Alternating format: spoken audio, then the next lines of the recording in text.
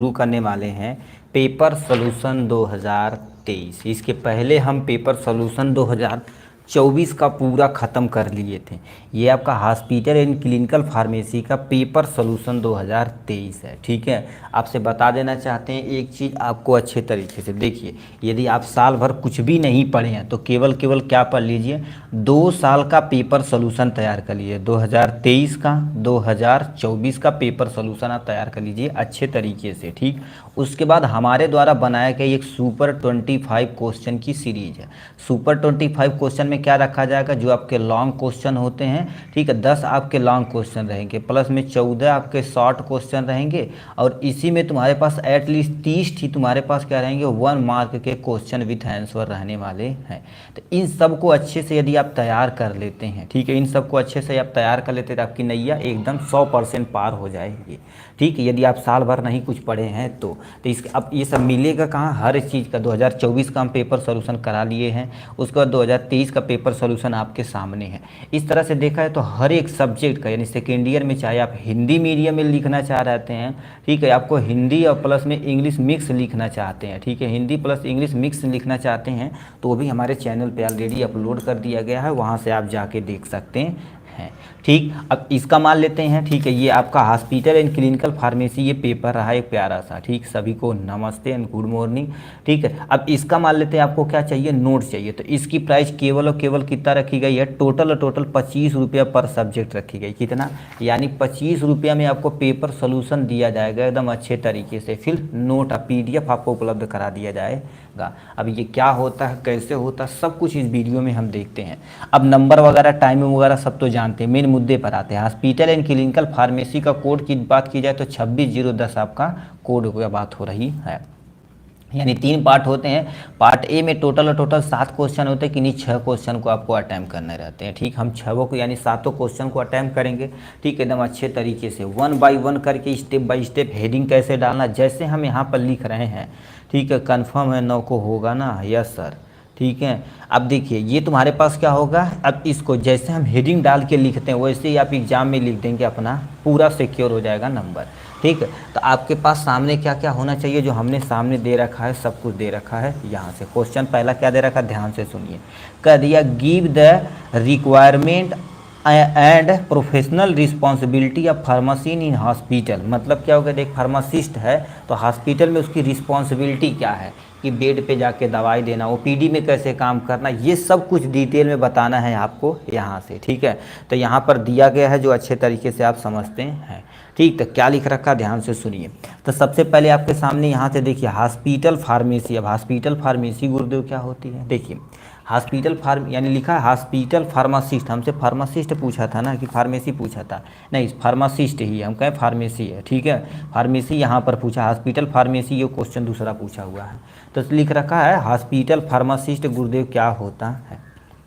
ठीक, सिंपल सा क्या होगा, हॉस्पिटल में रहने वाले जो भी फार्मासिस्ट होते हैं सब क्या कहलाते हैं, हॉस्पिटल फार्मासिस्ट कहलाते हैं। तो क्या लिख रखा, hospital pharmacist are engage in the hospital pharmacy service in public sector. मतलब पब्लिक सेक्टर में जितने भी आपके हॉस्पिटल हैं, हॉस्पिटल में जो फार्मेसी खुली है उस पर एक एज ए फार्मासिस्ट जब काम कर रहे हैं उसी को हॉस्पिटल फार्मेसी बोला जाता है।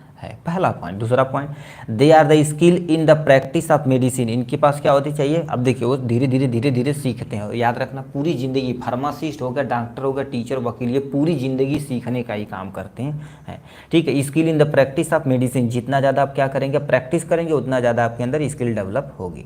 Dispensing, prescription, purchase, manufacture, quality test of all medicine use in hospital. मतलब क्या होता है, हॉस्पिटल में एक दवा को आप डिस्पेंस करना सिखाया जाएगा, प्रिस्क्रिप्शन को पढ़ने के लिए सिखाया जाएगा। प्रिस्क्रिप्शन मतलब जो हॉस्पिटल से डॉक्टर के द्वारा लिखा होता है उसे प्रिस्क्रिप्शन बोलते हैं, उस प्रिस्क्रिप्शन को समझाना सिखाया जाएगा। परचेज, कैसे आपको दवाइयाँ एक्चुअल में ऑर्डर करके परचेज करना है, कैसे लोग परचेज कर रहे थे ये सब चीज़ देखना पड़ेगा। मैन्युफैक्चर, दवाइयाँ कैसे मैन्युफैक्चर की जाती हैं, इतने बड़े लेवल पे नहीं आप जाएंगे। ठीक है, तो यहाँ पर यदि कैसे मैन्युफैक्चर की जाती है इसको आपको अच्छे से बताना पड़ेगा। Quality test of all medicine, हर एक ड्रग्स की क्वालिटी टेस्ट कैसे करनी, एक्चुअल में ब्रांड है कि नॉन ब्रांड है, जेनरिक दवाइयाँ, ये सब चीज़ आपको नॉलेज होगा। यूज इन हॉस्पिटल, तो ये हमने थोड़ा सा दे दिया हॉस्पिटल यानी फार्मासिस्ट का इंट्रोडक्शन। मेन मुद्दा हमसे जो पूछा था यहाँ से पूछा यानी प्रोफेशनल। ठीक है, तो यहाँ तो तुम्हारे पास क्या हो जाएगा, प्रोफेशनल ठीक है, यहाँ पर वो रहेगा professional responsibility of hospital pharmacist. अब ये होता क्या है, पहला पॉइंट मतलब देखिए हॉस्पिटल देखा जाए तो दो तरह का होता है। ठीक है, एक हॉस्पिटल में देखा जाए तो एक वार्ड वगैरह में देखा जाए पेशेंट ऐसे लेटे रहते हैं, उनको भी आप क्या कर सकते हैं, ट्रीट कर सकते हैं। एक और होता है, ठीक, ये जो वार्ड मतलब हॉस्पिटल में ऑलरेडी एडमिट रहते हैं उन्हें इन क्या बोला जाता है, इन यानी इन पेशेंट बोला जाता है। क्या बोलते हैं, इन पेशेंट बोला जाता है। और कुछ ऐसे पेशेंट रहते देखेंगे ओपीडी में आते हैं, किसमें, ओपीडी में आते हैं, पर्चा कटवाते हैं, दवा लेके हमारे फार्मासिस्ट के द्वारा फिर वापस चले जाते हैं। तो इसको क्या बोला जाता, आउट पेशेंट बोला जाता। क्या बोलते हैं बाबू, आउट पेशेंट। यानी पेशेंट दो तरह के होते हैं। तो आपकी रिस्पॉन्सिबिलिटी इन हॉस्पिटल में क्या है और आउट हॉस्पिटल में, आउट पेशेंट में क्या है, इसको एक्सप्लेन करना पड़ेगा। तो सबसे पहले लिख रखा इन, यानी इन पेशेंट फार्मासिस्ट रिस्पॉन्सिबिलिटी एक्चुअल में होती क्या है यहाँ पर। सबसे पहले डिस्पेंसिंग एरिया, डिस्पेंसिंग एरिया मतलब जहाँ पर दवाइयाँ डिस्पेंस की जाती हैं। ठीक है, इट इंक्लूडिंग पॉलिसी क्या होने चाहिए, एक्यूरेसी कितना होने चाहिए, मेंटेनेंस ऑफ रिकॉर्ड, हर एक रिकॉर्ड, हर एक पेशेंट का रिकॉर्ड मेंटेन करना पड़ेगा। देखिए जैसे पेशेंट आया तो आप देखिए हम सब लोग होते थे, जैसे कोई बोल दिए, जैसे ये हमारे पास बुक है, कॉपी हम लेते हैं तो कॉपी को ऐसे डिवीजन कर देते थे और नंबरिंग कर देते थे, एक नंबर, और जो जो दवाइयाँ गई उसका जल्दी जल्दी नाम लिख देते थे, MRP और सब लिख के, फिर ये हो गया एक पेशेंट का ये पूरा बिल हो गया। ठीक है, और दूसरा पेशेंट आएगा, दूसरा हम कर देंगे, तीसरा कर देंगे। क्यों, क्योंकि इसको मालिक को दिखाना पड़ता है कि भाई हम इतना आज बेचे हुए, पर्चा नंबर 1 हो गया, पर्चा नंबर 2 हो गया, पर्चा नंबर 3 हो गया। तो वही तुम्हारे पास पॉलिसी देखेंगे, एक्यूरेसी देखेंगे, मेडिसिन यानी मेंटेनेंस ऑफ रिकॉर्ड, हर एक रिकॉर्ड को मेंटेन यानी मेंटेन करने की जिम्मेदारी होती है। याद रखना, दवाइयाँ देखिए आप बेचते हैं तो अलग बात है, बेचने के बाद आपके यानी ये स्टॉक मेंटेन करना बड़ी जिम्मेदारी का काम होता है। जैसे दवाइयाँ बेच दिए तो उसको देखिए भाई कितना हमारे यहाँ कमी है, फिर उसको मेंटेन करने की जिम्मेदारी बहुत ज़्यादा होती है। दवा को स्टोरेज कैसे करना ये भी आप सीखेंगे, रिस्पॉन्सिबिलिटी होती है। ड्रग्स इन्फॉर्मेशन, ड्रग्स की पूरी इन्फॉर्मेशन आप जानेंगे। ठीक है, कैसे जानेंगे, देखिए हर एक जाके पत्ते को देखिए, उस पत्ते के अंदर कौन सा केमिकल है। जैसे मान लेते फॉर एग्जांपल आप जीरोडाल-SP लिए तो उसमें कौन सा है तुम्हारे पास। ठीक है, उसमें एक्चुअल में देखा जाए तो तुम्हारे पास क्या होता है, जो क्या होता है भैया बता दें। ठीक है, देखो ड्रग्स की क्वांटिटी कितनी है, इसमें केमिकल क्या है। जैसे जीरोडाल-SP वाला एग्जांपल नहीं है तो उसमें एसाइक्लोफेनेक होता, पैरासीटामॉल था, सासेरियोपेप्टाइडेज होता। तो पूरा ड्रग्स की इन्फॉर्मेशन आपको होनी चाहिए। ठीक है, डिस्पेंसिंग एरिया में होता। फार्मासिस्ट केयर एरिया क्या होता, इसमें कोऑर्डिनेशन मैनर होना चाहिए एकदम अच्छे तरीके से, चाहे पेशेंट से, चाहे किसी मेडिकल स्टाफ से, किसी की एक है ठीक है प्रोफेशन आदमी से।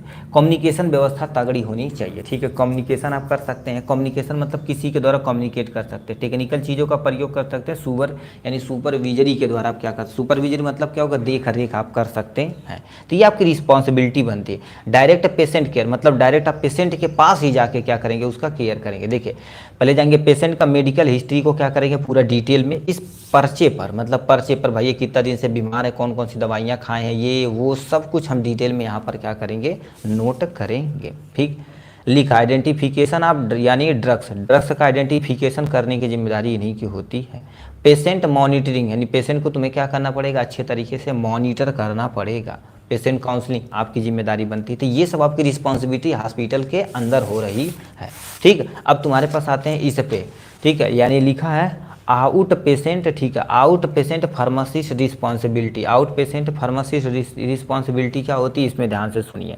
क्या रखा है, पेशेंट लिखा आउट पेशेंट फार्मासिस्ट रिस्पॉन्सिबिलिटी क्या होती है। पहले तुम्हारे पास लिखा ड्रग्स डिस्पेंसिंग एरिया मतलब sorry central dispensing area, patient area और यानी जनरल रिस्पॉन्सिबिलिटी होती है। तो इसको अलग अलग अब ये आता है। ठीक है, यहाँ पर हम आते हैं। ठीक है, क्या बोलते हैं। ठीक है, पहला लिख रखा है आउट पेशेंट फार्मासिस्ट मतलब जो ओपीडी में पेशेंट आते हैं उनको कैसे आप देख रेख करेंगे। ठीक, तो इसका पहला सबसे मेन उदाहरण है सेंट्रल डिस्पेंसिंग एरिया। देखेंगे क्या होता है इसमें, ensure the use of correct compounding technique का उपयोग करेंगे। मतलब क्या होगा, जो कंपाउंडिंग दवाइयाँ कर रही हैं ठीक वो करेक्ट है कि नहीं ये इंश्योर करेंगे। करेक्ट मतलब क्या होगा, जैसे पर्चा लेके आए, पर्चा 4 दवाइयाँ हैं तो चारों करेक्ट रूप से दिया जाना चाहिए, ये आपकी रिस्पॉन्सिबिलिटी बनती है। उसमें कोई भी इंटरफेयर नहीं कर सकते कि नहीं दवाइयाँ बदल देंगे, बताइए नहीं करेंगे पेशेंट को, नहीं पहले पेशेंट को बता देंगे तब हम दवाई बदलेंगे कि भाई ये दवाई नहीं तो इसकी जगह ये दवाई ले सकते हैं आप, काम करेगा। ठीक, तो वो चीज़ आपको बताना कंपलसरी है। ठीक, नेक्स्ट में तुम्हारे पास maintain record and billing for patient मतलब पेशेंट का पूरा मेंटेन रिकॉर्ड होना चाहिए, बिलिंग होना चाहिए। क्यों, क्योंकि आप बेच रहे हैं आपके यानी बिलिंग ही नहीं है। ठीक है, तो वो सब दिक्कत हो जाएगी, तो बिलिंग तगड़ा होना चाहिए। कीप लिखा कीप अप विथ द यानी प्रिस्क्रिप्शन फाइल मतलब क्या करेंगे, सबसे पहले जो प्रिस्क्रिप्शन वो दे रहा है उस प्रिस्क्रिप्शन फाइल को अच्छे तरीके से क्या करेंगे, चेकअप करेंगे। और याद रखना जैसे होकर पन्नी में आप यानी पैक कर रहे हैं तो पन्नी में उस पर्चे को भी आप डाल देंगे। ठीक है। Patient care area, patient care area क्या होता है, रेगुलरली विजिट करेंगे इन चेक द, ठीक है, रेगुलरली विजिट करेंगे चेक द मेडिकेशन एरिया, ठीक है, ऑन नर्सिंग यूनिट, मतलब क्या करेंगे इस पेशेंट एरिया में हो क्या रहा है, लिखा हदीस भाई है यहाँ, ठीक है। अब देखिए हो क्या रहा है, रेगुलर विजिट करेंगे चेकअप करेंगे तुम्हारे पास नर्सिंग यूनिट एरिया में, मान लेते हैं ये एक हॉस्पिटल है तो हॉस्पिटल में ये वाले तुम्हारे पास मान लेते हैं नर्सिंग एरिया है, नर्सिंग वाला यूनिट है और यहाँ पर पेशेंट ऐसे bed wise number wise bed ऐसे लगे हुए हैं। ठीक, अब हो क्या रहा, फार्मासिस्ट खुद जाके यहाँ पर चेक करेंगे, फार्मासिस्ट खुद यहाँ जाके चेक करेंगे। ठीक है, इस एरिया में इससे रिलेटेड मतलब ये डिजीज से रिलेटेड कोई दवाइयाँ यदि बच यानी वो नहीं है तो उसको ला के यहाँ पर भरेंगे। तो ये होता, चेक करेंगे, सही करेंगे, अपना काम मेंटेन करेंगे। आइडेंटिफाई द ड्रग्स, ठीक है, thus through is the clinical by the यानी पेशेंट, मतलब क्या कर रखा, जो पेशेंट के लेना है दवाइयाँ वो वहाँ पर आइडेंटिफाई है कि नहीं, खरीदना गया है कि नहीं, ये सब देखेंगे।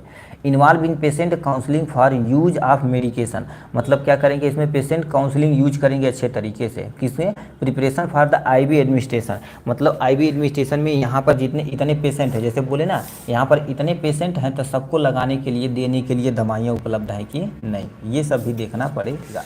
तो ये पेशेंट यानी केयर एरिया हो जाएगा यहाँ से। जनरल रिस्पॉन्सिबिलिटी क्या होती है, इनके बारे में आते हैं। क्या लिख रखा, coordinate complete pharmaceutical need of the outdoor service area होता है। कहने का मतलब क्या होता है, इसमें कोऑर्डिनेट मैनर करना है कि जो तुम्हारे पास फार्मास्यूटिकल नीडेड है आउटडोर सर्विस को, मतलब जो तुम्हारे पास ओपीडी के पेशेंट हैं उनको यदि ज़रूरत हो तो उन्हें भी हम ले जाके प्रोवाइड कराएंगे। ठीक, make sure that all drugs are the properly manage, मतलब वो फार्मासिस्ट क्या करेंगे, देखेंगे हॉस्पिटल में कि हमारे पास जितनी भी दवाइयाँ हैं वो प्रॉपर मैनेज में उपलब्ध है कि नहीं। तो लिखा है make sure that all drugs are properly manage, है कि नहीं एक्चुअल में देखें, यदि है तो इधर उधर तो नहीं, उसे अरेंज करेंगे अच्छे तरीके से। लिखा टेक पार्ट इन को यानी कार्डियक पल्मोनरी इमरजेंसी, मतलब क्या करेंगे कार्डियक पेशेंट के यानी एरिया में भी जाकर देखेंगे इमरजेंसी कंडीशन में, क्योंकि ये सब देखा जाए तो कार्डियक तथा पल्मोनरी देखा जाए स्थितियाँ जो होती है बड़ी खतरनाक होती है, बट टाइम उम नहीं मिलता इसमें। ठीक है, तो ये रिस्पॉन्सिबिलिटी हो जाएगी इनके बारे में। ठीक है, तो आपको इतना लिखना पड़ेगा अच्छे तरीके से। देखिए हमने क्या लिख रखा है, यानी हॉस्पिटल फार्मेसी क्या होता है, यानी फार्मासिस्ट क्या होता है, इनका रिक्वायरमेंट वगैरह कहाँ पड़ती है, पूरा रिस्पॉन्सिबिलिटी हमने बता दिया अच्छे तरीके से। नेक्स्ट क्वेश्चन की तरफ रुक करते हैं। नेक्स्ट क्वेश्चन क्या दिया है, ठीक है 1 मिनट पर, ठीक है।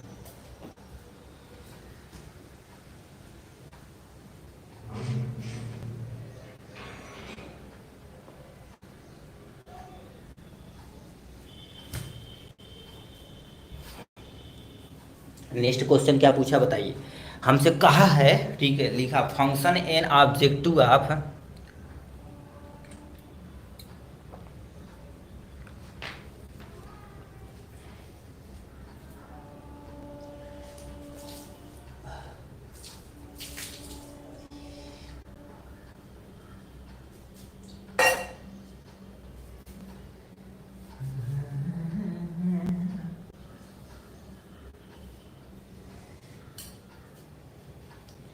ठीक है, बोला है brief function and objective of pharmacy therapeutic committee. अब ये गुर्दे क्या होता है इनके बारे में अच्छे तरीके से ध्यान से आप सुनिए।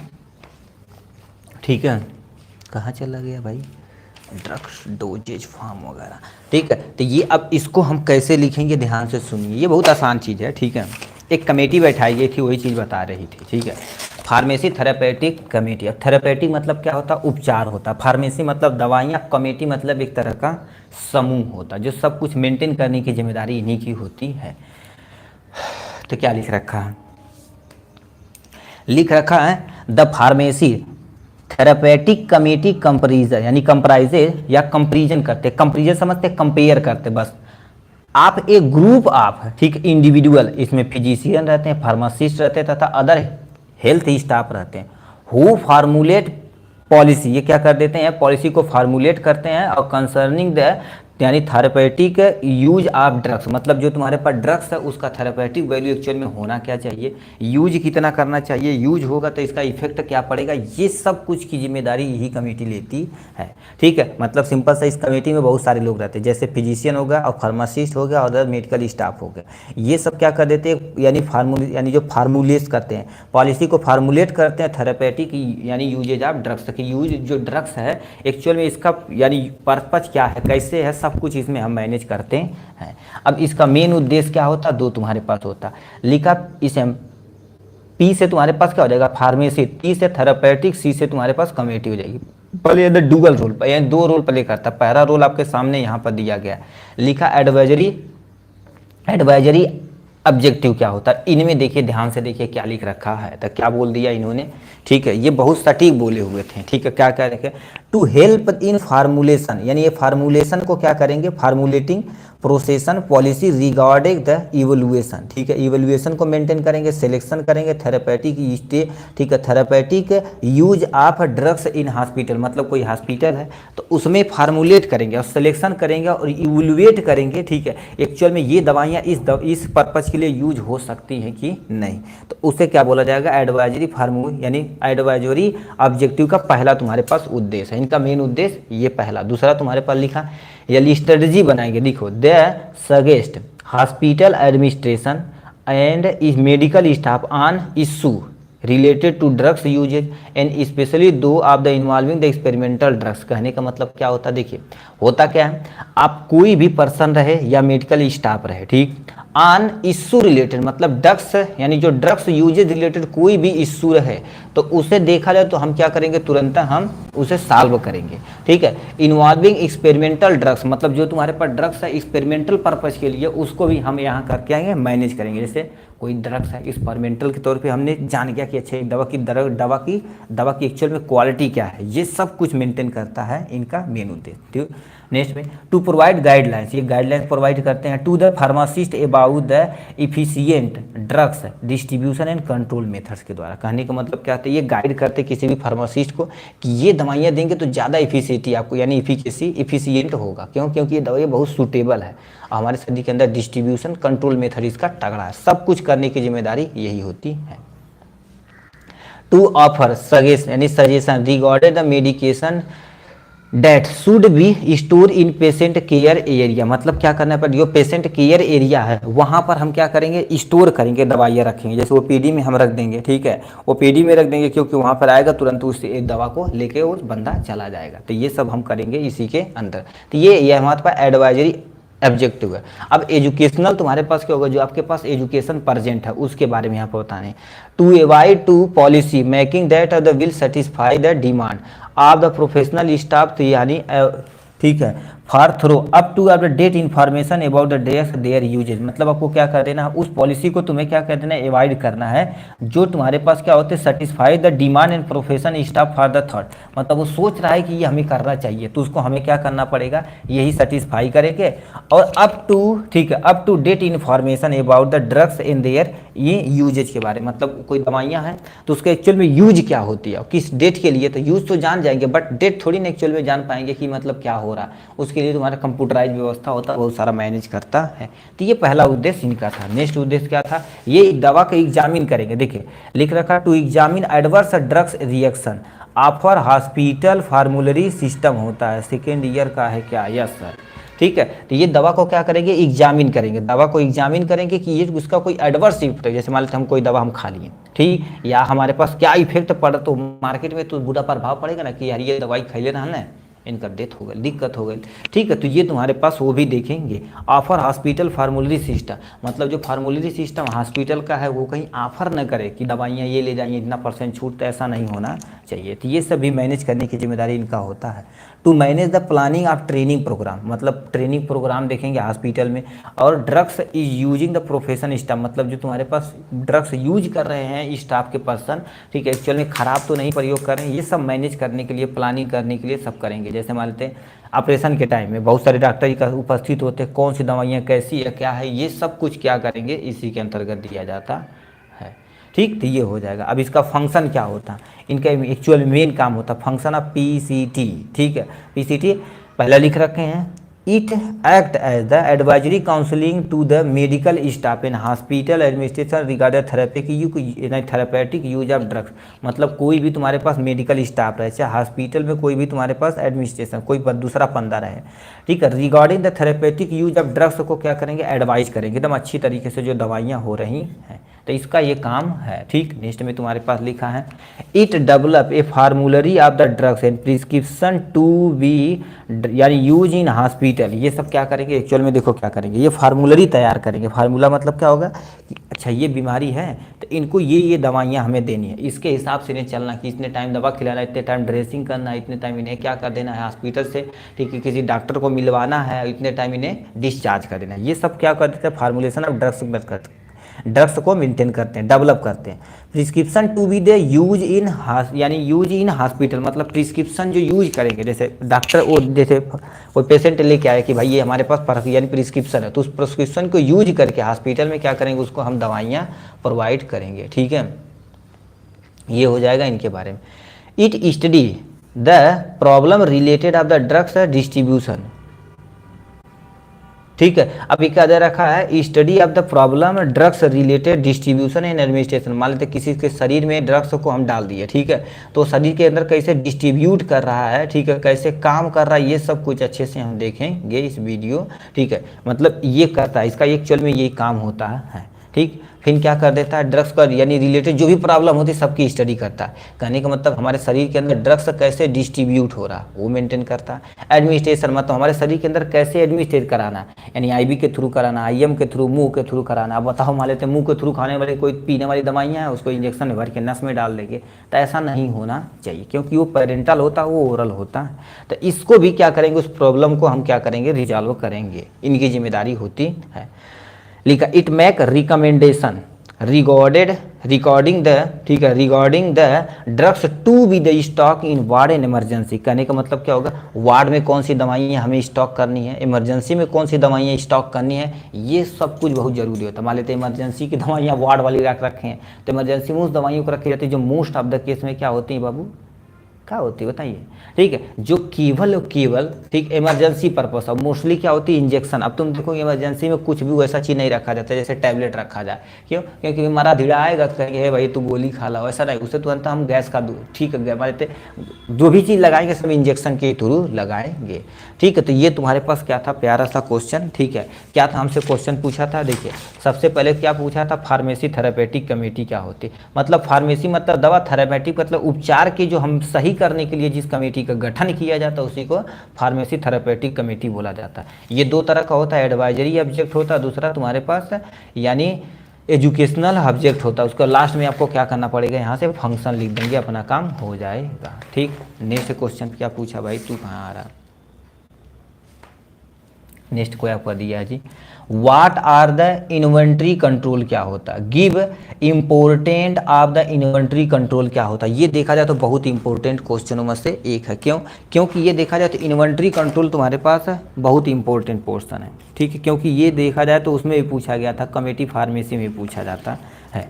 तो इन्वेंट्री कंट्रोल क्या होता है, जिससे अब दवा को बताओ जब परचेज करना है तो कोई ना कोई प्रोसेस होगा कि नहीं, तो वो चीज़ को क्या बोला जाता है, ये क्या है जी। ठीक है, हम क्या कर देते हैं, इन्वेंट्री यानी inventory control and inventory management कैसे करना है। ठीक है, हमसे क्वेश्चन क्या पूछा, ध्यान से पढ़िए। सबसे पहले इन्वेंट्री कंट्रोल क्या होता है, इंपॉर्टेंट क्या होता है, इसके बारे में आपको बताना, नीड क्यों जरूरत पड़ती है, इसका उद्देश्य लिख देंगे, और इसका कुछ तुम्हारे पास VIP व्यवस्था होती है कि कैसे एक्चुअल में करना है, कि किस मेथड से लगाएं कि हम दवा को क्या कर सकते हैं, ठीक है, डिमांड को पूरा कर सकते हैं, स्टॉक को मेंटेन कर सकते हैं। तो इन्वेंट्री कंट्रोल मतलब क्या होगा, अपने स्टॉक को मेंटेन करना। जैसे अभी मान लेते हैं नया फार्मेसी खोलें, खूब पैसा लगा के दवाइयाँ ला गाँव दी हैं, अब बताओ डिस्ट्रीब्यूटर दवाइयाँ बिक ही नहीं है तो आपका ख़राब हो जाएगा कि नहीं, तो उस स्टॉक को भी हमें क्या करना, मेंटेन करना ही कहलाता है, इन्वेंट्री कंट्रोल कहलाता है।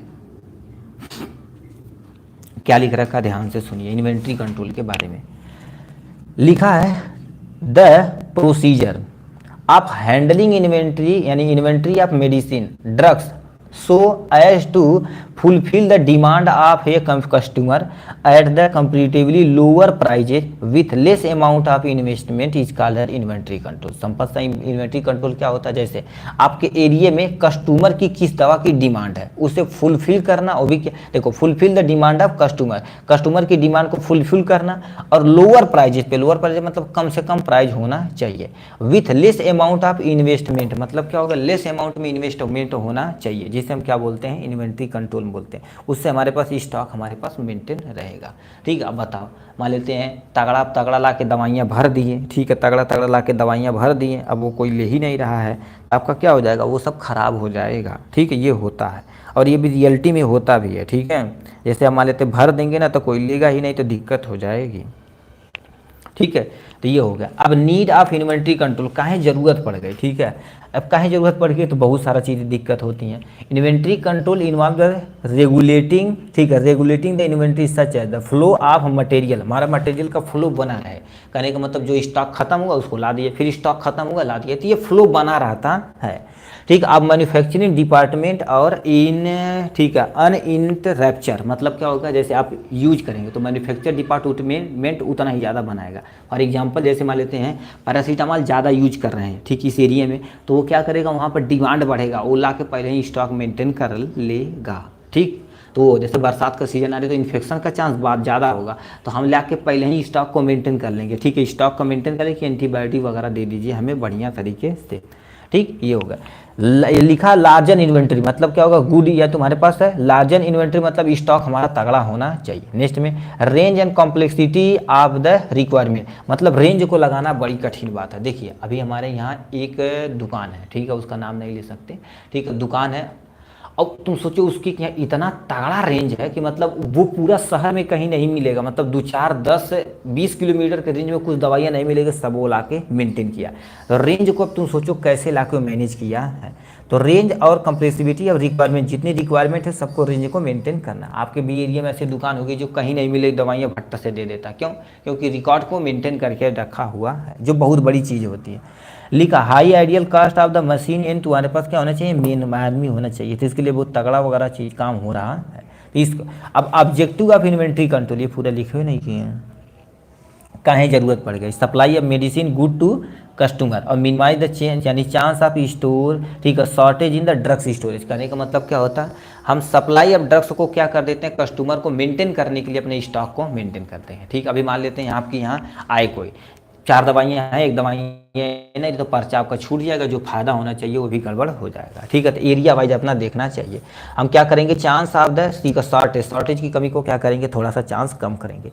इट हेल्प इन ब्रिंगिंग लिखा है efficiency in the purchasing storing of for product होता है, कहने का मतलब इससे हमारे पास एक सुविधाएं मिलती हैं कि देखो स्टॉक को मेंटेन करने के लिए हम बहुत सारी दवाइयाँ खरीदेंगे, तो ये हमारे पास सुविधाएं मिलती हैं कि अच्छा ये दवाइयाँ हमें खरीदनी है। ठीक, स्टोर यानी स्टोर से लेकर परचेजिंग करनी, स्टोरेज करना है बाय द फॉर प्रोडक्ट के रूप में। Drugs storage is supply for the timely management होना चाहिए। क्या बोल रहा है जी, ठीक है, तो कह दिया है, दोबारा क्वेश्चन पढ़ते हैं। ठीक है, यहाँ पर कुछ बोल रहा है भाई, कह दिया ड्रग्स को स्टोरेज करने के लिए टाइमली मैनेजमेंट भी करना आपकी जिम्मेदारी बनती है। मान लेते दवाइयाँ ला के ही क्या करेंगे, जब कोई खरीदवा नहीं करेगा, मैनेज करना बहुत दिक्कत होती है। देखिए मेडिकल स्टोर आप खोल देंगे तो उससे मैनेज करना थोड़ा सा आपके लिए दिक्कतें होंगी। ठीक, ये हो गया। It help in the short term, ठीक है, long term planning for the production of यानी मेडिकल प्रोडक्ट। यदि आपको लगेगा, देखिए कि लगता है कि मतलब थोड़ी समय के हम सब काम मेंटेन कर देंगे, नहीं, मेडिकल स्टोर ऐसा चीज़ है जो लोग आते रहेंगे उसको नोट करते रहिए। जैसे खुद दवाइयाँ आपके पास नहीं है तो नोट करते रहिए, बार बार नोट करते रहिए कि ये डिमांड ज़्यादा है तो उसे ला पर रख लीजिए आराम से। ठीक है, लिखा है इट अवॉइड ओवर स्टॉकिंग, मतलब आपको ओवर स्टॉकिंग भी नहीं करना कि नहीं लाख हम दवाइयाँ खूब ढेर कुले गांज लिए, तो ऐसा नहीं होना चाहिए। ठीक, तो ये सब सिस्टम लगा हुआ है तुम्हारे पास इन्वेंट्री कंट्रोल के अंतर्गत। अब इसे कैसे मैनेज करना है, ठीक है, देखिए यहाँ पर इन्वेंट्री कंट्रोल मेथड तुम्हारे पास कौन कौन से होते हैं, तो यहाँ पर यानी VED एनालिसिस होता है, AB एनालिसिस होता है, मैक्सिमम तथा मिनिमम एनालिसिस होता है, बार कोड यानी बार कोडिंग, ठीक है, स्कैनिंग मेथड होता है, तो ऐसे बहुत सारे मेथड होता है। ऑटोमेटिक इन्वेंट्री मेथड होता है, इसमें सबसे पहला हम पढ़ते हैं, तुम्हारे पास किसी एक को एक्सप्लेन कर देना। ठीक है, तो हम क्या कर देते हैं, VED एनालिसिस पढ़ते हैं, तो क्या लिखा है, full form of the VV से तुम्हारे तुम्हारे पास वाइटल, ऐसे एरिया में मेडिकल स्टोर के जहाँ पर जिसकी ज़रूरत ज़्यादा है तो उसको ला कर रखना। इसेंशियल, आवश्यकता जिसकी ज़्यादा है उसको रखेंगे। डिजायरेबल, जिसे क्या कर सकते हैं, क्रूशियल, मतलब कभी कभी लाइफ में आता है, ठीक है, कहीं एक आध में आ गया, ठीक है, एक आध बार आ गया तो उसको शॉर्टेज रहेगा तो दिक्कत ज़्यादा नहीं रहेगी, कोई दिक्कत नहीं रहेगी। तो यहाँ पर 3 स्टेप में होता है। वी से तुम्हारे पास वाइटल होता है। Vital category contain the medical medicine that are the necessary for the life patient, मतलब पेशेंट के लिए क्या होती है, जरूरी ही जरूरी होती है, ठीक है। अब ये दवाइयाँ हर एक हॉस्पिटल में होनी बहुत ही जरूरी है, जैसे इसेंशियल ड्रग्स के नाम से भी जाना जाता है, ठीक है। तो लिखा वाइटल ड्रग्स नीड, ठीक है, need to patient all time in hospital, मतलब ये हॉस्पिटल में होना ही होना चाहिए, कोई भी टाइम रहे उससे लेना देना नहीं है। इसे तुम्हारे पास इसेंशियल कैटेगरी कंटेन द यानी medicine which are comfortably less crucial होते हैं। इसकी तुलना में देखा जाए तुम्हारे पास जो, ठीक है, इसेंशियल ड्रग्स होते हैं किसी और दवा की तुलना में देखा जाए तो क्या होता है, लेस हार्मफुल होते हैं, ठीक है, क्रूशियल होते हैं।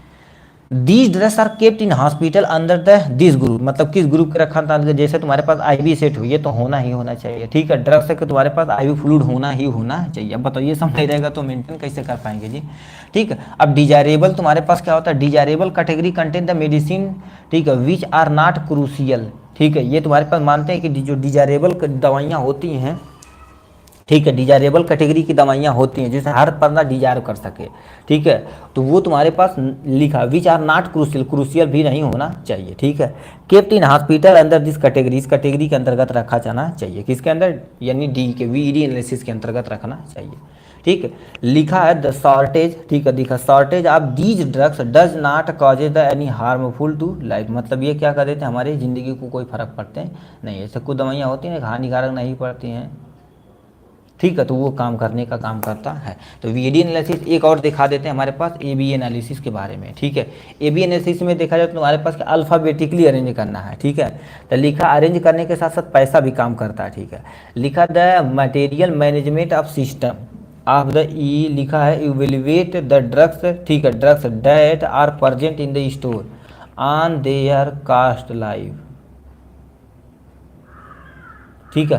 कास्ट लाइफ इज कॉल्ड तुम्हारे पास एबीसी एनालिसिस होता है। ए से तुम्हारे पास क्या होता है, few item is very costly, मतलब जो आइटम बहुत महंगा है उसको थोड़ा बहुत रखना है, ठीक है, बट रखना है। बी से तुम्हारे पास some item, these item the moderated cost, मतलब उस आइटम को बी के कैटेगरी में रखना है जो थोड़ा सा तुम्हारे पास मॉडरेट यानी सस्ता नहीं तो महंगा बीच के होते हैं, ठीक है, ये देख रहे हैं भाई। उसके बाद तुम्हारे पास सी से तुम्हारे पास क्या लिखा है, ए लेट ऑफ द, ठीक है, a lot of the item which are the less costly, मतलब ऐसे तुम्हारे पास आइटम जो बहुत सस्ते हैं यानी लेस कॉस्टली, उसको आपको मेंटेन करना ही करना पड़ेगा, ठीक है। तो आएगा मान लेते हैं वॉलंटरी एनालिसिस, तो ये लिखना, नीड लिखना, ऑब्जेक्टिव लिखना, किसी एक को चाहिए वाला चाहिए तुम्हारे पास ए बी ई डी वाला, तो कोई एक आप अच्छे से एनालिसिस कर दिएगा अच्छे तरीके से, कोई भी एक दो करिएगा काम हो जाएगा,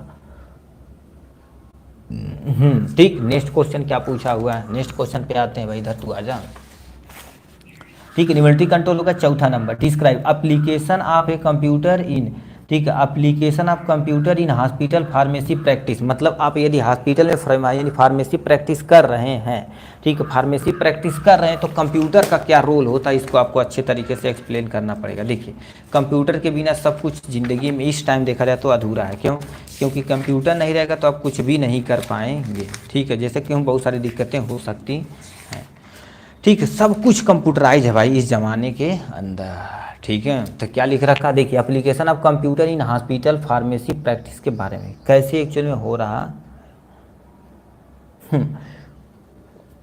तो ये तुम्हारे पास हो गया यहाँ से, ठीक है।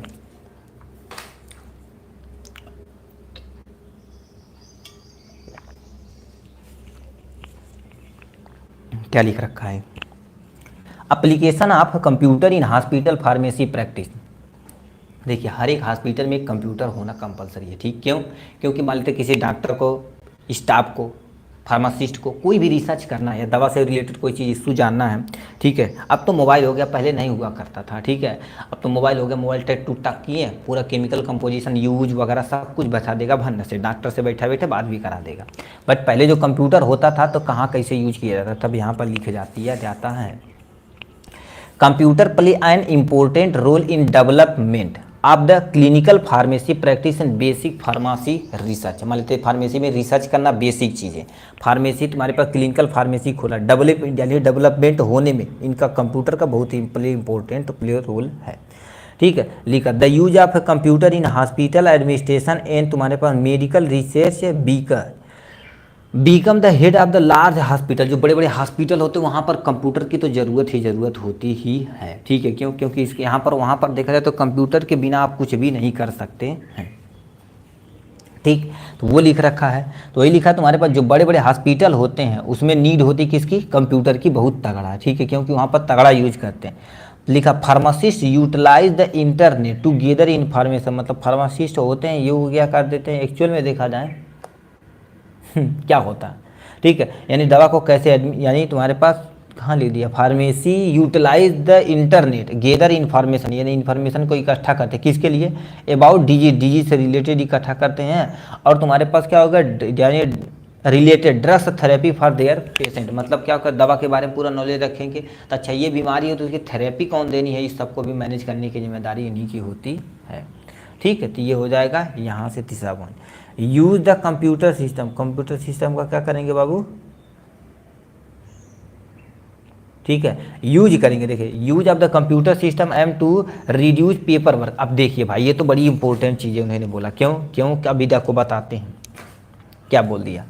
ठीक है, यदि कंप्यूटर पर्सन कोई भी यूज करता है तो पेपर वर्क का हमारे यहाँ देखा जाए तो रिड्यूस यानी कम हो जाएगा, यानी ना के बराबर। पहले देखा जाए तो रजिस्टर में सब कुछ लिखा जाता था, बट अब कंप्यूटराइज हो गया है। ठीक है, अभी मान लेते हैं फॉर एग्जाम्पल पीडीएफ आप ले रहे हैं। ठीक है, यहाँ से पीडीएफ ले रहे हैं तो पीडीएफ जो आप लेके रखे हुए हैं, ठीक है, पीडीएफ लेके रखे हुए हैं तो अब बताओ उसको बार बार लिख रहे हैं तो उससे पेपर वर्क हमारा पास क्या होगा, ज़्यादा होगा। ठीक, अब कंप्यूटर में करिए कि नहीं, अब कंप्यूटर से टैबलेट में ले लिए, टैबलेट में पेज वाइज पढ़ रहे हैं। ठीक है, तो कंप्यूटर जो आप प्रिंट कर रहे हैं तो कागज़ का क्या होगा आपके सामने बचत होगी। ठीक, मैनुअल रिकॉर्ड मतलब समझते हो कि नहीं? जैसे तुम्हारे पास पहले होता था कि एक कॉपी होती तो उसमें सब रिकॉर्ड रखा जाता, कितना ऑर्डर करना, कितना ऑर्डर कटा हुआ है। ठीक है, ये सब मेंटेन करना पड़ता है, बट वो सब नहीं करते हैं लोग।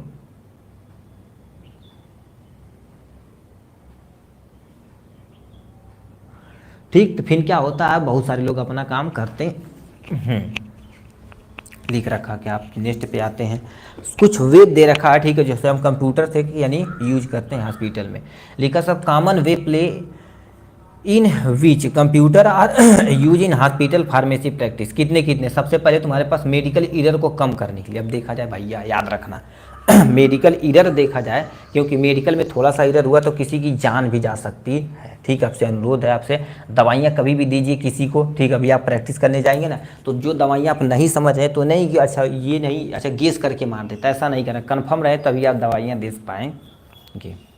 क्या लिख रखा है, मेडिकल यानी medicational error use to manage medication. ठीक है, मेडिकेशन एडमिनिस्ट्रेशन, प्रिस्क्रिप्शन, एडवर्स तथा यानी इन्वेंट्री कंट्रोल, सबकी जिम्मेदारी कंप्यूटर बैठे कर। जो इधर से ना के बराबर इधर होता। अभी बताओ हमसे गलतियां हो सकती पढ़ने में, थोड़ा सा समझाने में, बट कंप्यूटर रहेगा सब कुछ ईजी तरीके से कर देगा आराम से। ठीक है, लिख रहे तुम्हारे पास क्लिनिकल डिसीजन सपोर्ट होता है। ठीक है, क्लिनिकल डिपोजिशन सपोर्ट क्या होता है अब इसके बारे में समझिए। डिसीजन ये क्या करेगा, क्लिनिक में लेने वाले डिसीजन से क्या करेगा, ये सपोर्ट करेगा। जैसे मान लेते हैं बीमारी की कंडीशन आपको नहीं पता तो बीमारी की कंडीशन बताएगा, कोई दवा को सटीक प्रयोग कर सकते हैं। जैसे 4 दवाइयाँ आपको पता है बट कौन सा प्रयोग करना ये नहीं, तो कंप्यूटर यानी पूछेंगे। अब तो बहुत सारे एआई वगैरह सिस्टम आ गए हैं। ठीक है, यहाँ बैठे बैठे सब कुछ आप कर सकते हैं, तो उसको डिसीजन देने की जिम्मेदारी इन्हीं की होती है। लिखा है use computer based tool to help make clinical decision regarding drugs therapy. ये क्या करेंगे, ड्रग्स थेरेपी को बताएंगे। Also provide the patient record, ये पेशेंट रिकॉर्ड कंप्यूटर में होता है। ड्रग्स इंटरेक्शन मतलब क्या कहते हैं, अच्छा ये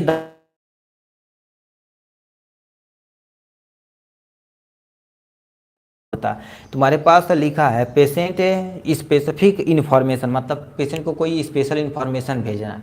तो हम जैसे मान लेते हैं एक्सरे भेजना है, तो ये एक्सरे को क्या करेंगे हम एक्चुअल में देखा जाए लेंगे। ठीक है, किस में द्वारा लेंगे, कंप्यूटर में।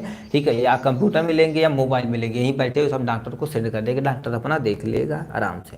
तो वही चीज़ यहाँ बोली जा रही है। ठीक है, तो डिसीजन को सपोर्ट करने में मदद करेगा। नेक्स्ट में तुम्हारे पास क्या लिख रखा बाबू। ठीक। लिखा है electronic medical record. Electronic medical record में क्या कर सकते हैं, ठीक है, एक्चुअल में देखा था पेशेंट रिकॉर्ड बढ़िया से रख सकते हैं, मेडिकल का record, history, medication, allergy, lab report, ये सब कुछ कंप्यूटराइज होता है। फॉर एग्जांपल जैसे लिख रखा तुम्हारे पास, इसमें मेडिकल हिस्ट्री पता होनी चाहिए, जैसे अभी हमारी है, ठीक है, तो मान लेते हैं हमारा कितना दिन से दवा चल रहा है, कौन कौन से दवाइयाँ चलाएँ, सबका कंप्यूटराइज रहेगा तो आराम से बैठे बैठे सीख सकते हैं।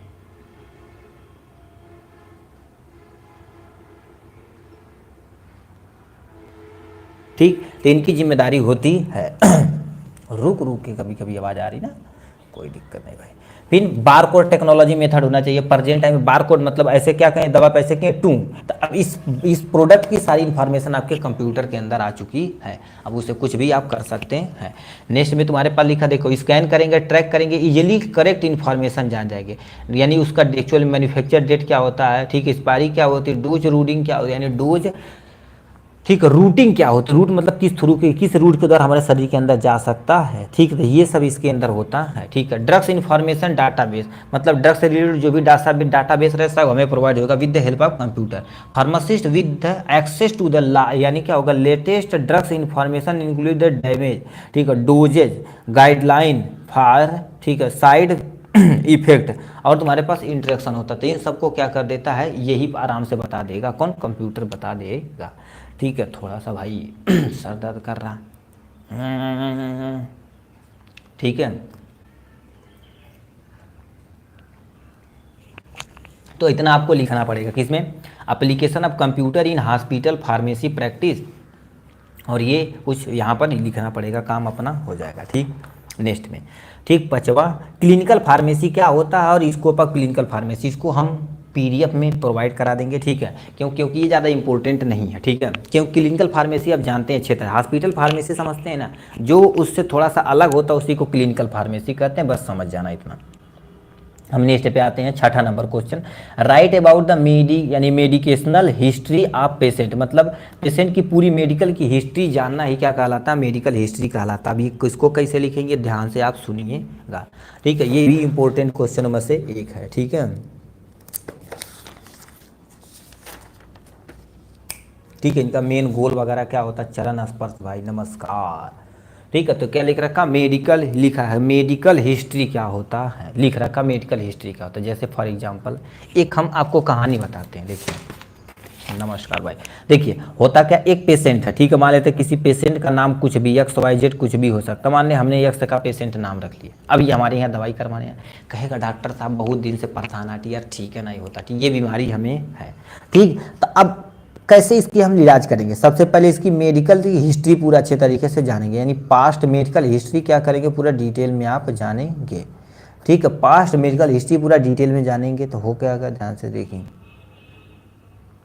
पास्ट हिस्ट्री जान ली कि भैया इनके पास डिजीज की कंडीशन कैसे है, डिजीज की कंडीशन कैसे है, ठीक है, उसके बाद इसको ड्रग्स कौन सी चली है, मतलब दवा कौन कौन सी चली है, कितने दिन तक चली है, कितने दिन से दवाइयाँ चल रही हैं, कितने दिन से को बुखार है, जैसे मान लो कुआं खाना जाता है ना, ठीक है, तो उसमें कुआं खाना जाता है तो उसमें देखते हैं कि एक्चुअल में यहाँ पर पहले पूर्वज से पूछ लेते हैं, ठीक है, तो उससे पूछ लेते तो वो अपना काम करते हैं, तो इसी के अंतर्गत पहले हिस्ट्री सिंपल सा जान लेते हैं कि यहाँ पहले कुआं था, यहाँ पहले पेड़ था, तो ये सारी चीज़ें, तो गांव की हिस्ट्री जानते हैं ना, तो उस तरह से पेशेंट की हिस्ट्री, डिजीज कितने दिन से है, कितने दिन से दवाइयाँ खा रहे हैं, कौन कौन सी दवाइयाँ रहे, कौन सा डॉक्टर ट्रीट कर रहा था, अब कौन करता है, ठीक है, ये क्या कर रहे हैं, तो इसमें होता का वही मेडिकल हिस्ट्री कहलाती है। देखिए, patient medical history interview involve, वो लिखा है इवोल्यूएटिंग और interview patient about their past के बारे में जानेंगे, उसके बाद करेंट यूज ऑफ ड्रग्स मतलब प्रेजेंट टाइम में कौन सी दवा प्रयोग कर रहे हैं, order, collect and record information, सब कुछ इन्फॉर्मेशन आप क्या करेंगे इसमें रिकॉर्ड करेंगे, उसी को मेडिकल हिस्ट्री बोला जाता है। इनका गोल क्या होता है, इनका हम देखिए मेन में लिख रहे हैं, इनका गोल क्या होता है इसके बारे में आते हैं, क्योंकि उनके बारे में देखिए सबसे सिंपल सा कह रहा है, केवल 60 नोट हमें मेडिकल, ठीक है, मेडिकल हिस्ट्री पे 60 नोट लिखना है, तो हम मेडिकल हिस्ट्री के बारे में बता दिए, थोड़ा सा गोल बता देते हैं, उसे प्रोसीजर, एक्चुअली इसे प्रोसीज कैसे किया जाता है इसको हम अच्छे तरीके से मेंशन कर देंगे आराम से। तो लिखा है पहला, to help in the documenting, ठीक है, adverse drugs reaction including allergic reaction. देखिए भाई तगड़ा, अब बताओ तुम हिस्ट्री जान के कि अच्छा भैया इनको ये दवा चलती तो ये एलर्जी इनको कॉजेज कर जाती है, ठीक है, तो उसको हम क्या करेंगे, थोड़ा सा कम कर पाएंगे। ठीक, तो देखो कितना हो गया, यानी एडवर्स ड्रग्स रिएक्शन को क्या कर देंगे हम, एलर्जी को कम। लिखा हेल्प इन द डॉक्यूमेंटिंग, ठीक है, डॉक्यूमेंटिंग एडवर्स ड्रग्स और इंक्लूडिंग द एलर्जिक रिएक्शन को ये क्या कर देंगे, कम कर देंगे भावना से। ठीक, एडवर्स रिएक्शन क्या होता है, एडवर्स रिएक्शन क्या होता है, जब उस पर्सन को, ठीक है, किसी दवा के प्रति ज़्यादा सेंसिटिव होता है तो उसको लिए बोला जाता है। ठीक है, तो ये हो जाएगा। यहाँ से अब क्या लिखा है, to help in determining the rational for drugs prescription, मतलब क्या होता है इसमें, रेशनल मतलब आप सुरक्षित दवाइयाँ चलाएंगे, जो उचित दवाइयाँ रहेगा वही चलाएंगे, उल्टा सीधा नहीं चलाएंगे। जैसे अभी देखेंगे ना हॉस्पिटल के केस में हो का रहा है, बहुत सारे ऐसे आदमी हैं, ठीक, आदमी काम कर रहे हैं जो उल्टा सीधा दवाइयाँ किसी को दे रहे हैं। ठीक है, तो ये देखा जाए तो बहुत ख़राब है। ठीक है, ठीक, फिर क्या, अब कुछ सब जो जानेंगे तो उचित से उचित दवाइयाँ आप चला पाएंगे। To help in examine the drugs interaction, मतलब क्या करेंगे, हमें पता चलेगा कि अच्छा ये दवाई है, इस दवा से तुम्हारे पास है थोड़ा सा इंट्रैक्शन करके साइड इफेक्ट कर सकता है, ये दवा इस फूड से क्या होगा, यानी इंट्रैक्शन करके क्या कर सकता है, पॉइजन नेचर बना सकता है, इसकी टॉक्सिसिटी खराब कर सकता है, बना सकता है, तो उसका तुम्हारे पास जो होता है मेडिकल हिस्ट्री इसलिए किया जाता है। To help in the evaluating the indication of the drugs abuse, इससे हम देखो बहुत यूज एंड मिस यूज दोनों लिखते हैं। ठीक है, अब देखिए क्या होता है, मिस यूज के बारे में बताते हैं। कह दिया तुम्हारे पास जो ड्रग्स का एब्यूज तथा मिस यूज है उसको हम क्या कर सकते हैं, इवोल्यूएट कर सकते हैं, उसमें मदद कर सकते हैं कि भाई अच्छा ये दवा नहीं खाना तो ये हमारे लिए नुकसानदेह है, ठीक हो जाता है। तो हम क्या कर सकते हैं, पेशेंट की हिस्ट्री वगैरह जान लेंगे तो उसे जल्दी से ट्रीट कर देंगे। ये प्रोसीजर अब क्या होता है, ये तुम्हारे पास मेडिकल हिस्ट्री का डिफिनेशन इंट्रोडक्शन हो गया, यहाँ तुम्हारे पास हेल्प हो गया। प्रोसीजर के बारे में आते हैं, लिखा है pharmacist should introduce himself to patient, मतलब फार्मासिस्ट क्या करेगा, पेशेंट के जब खुद ही इंट्रोड्यूस करेगा, भाई हम ये हैं ऐसे हैं आप हमें बताइए ये सारी चीज़ें।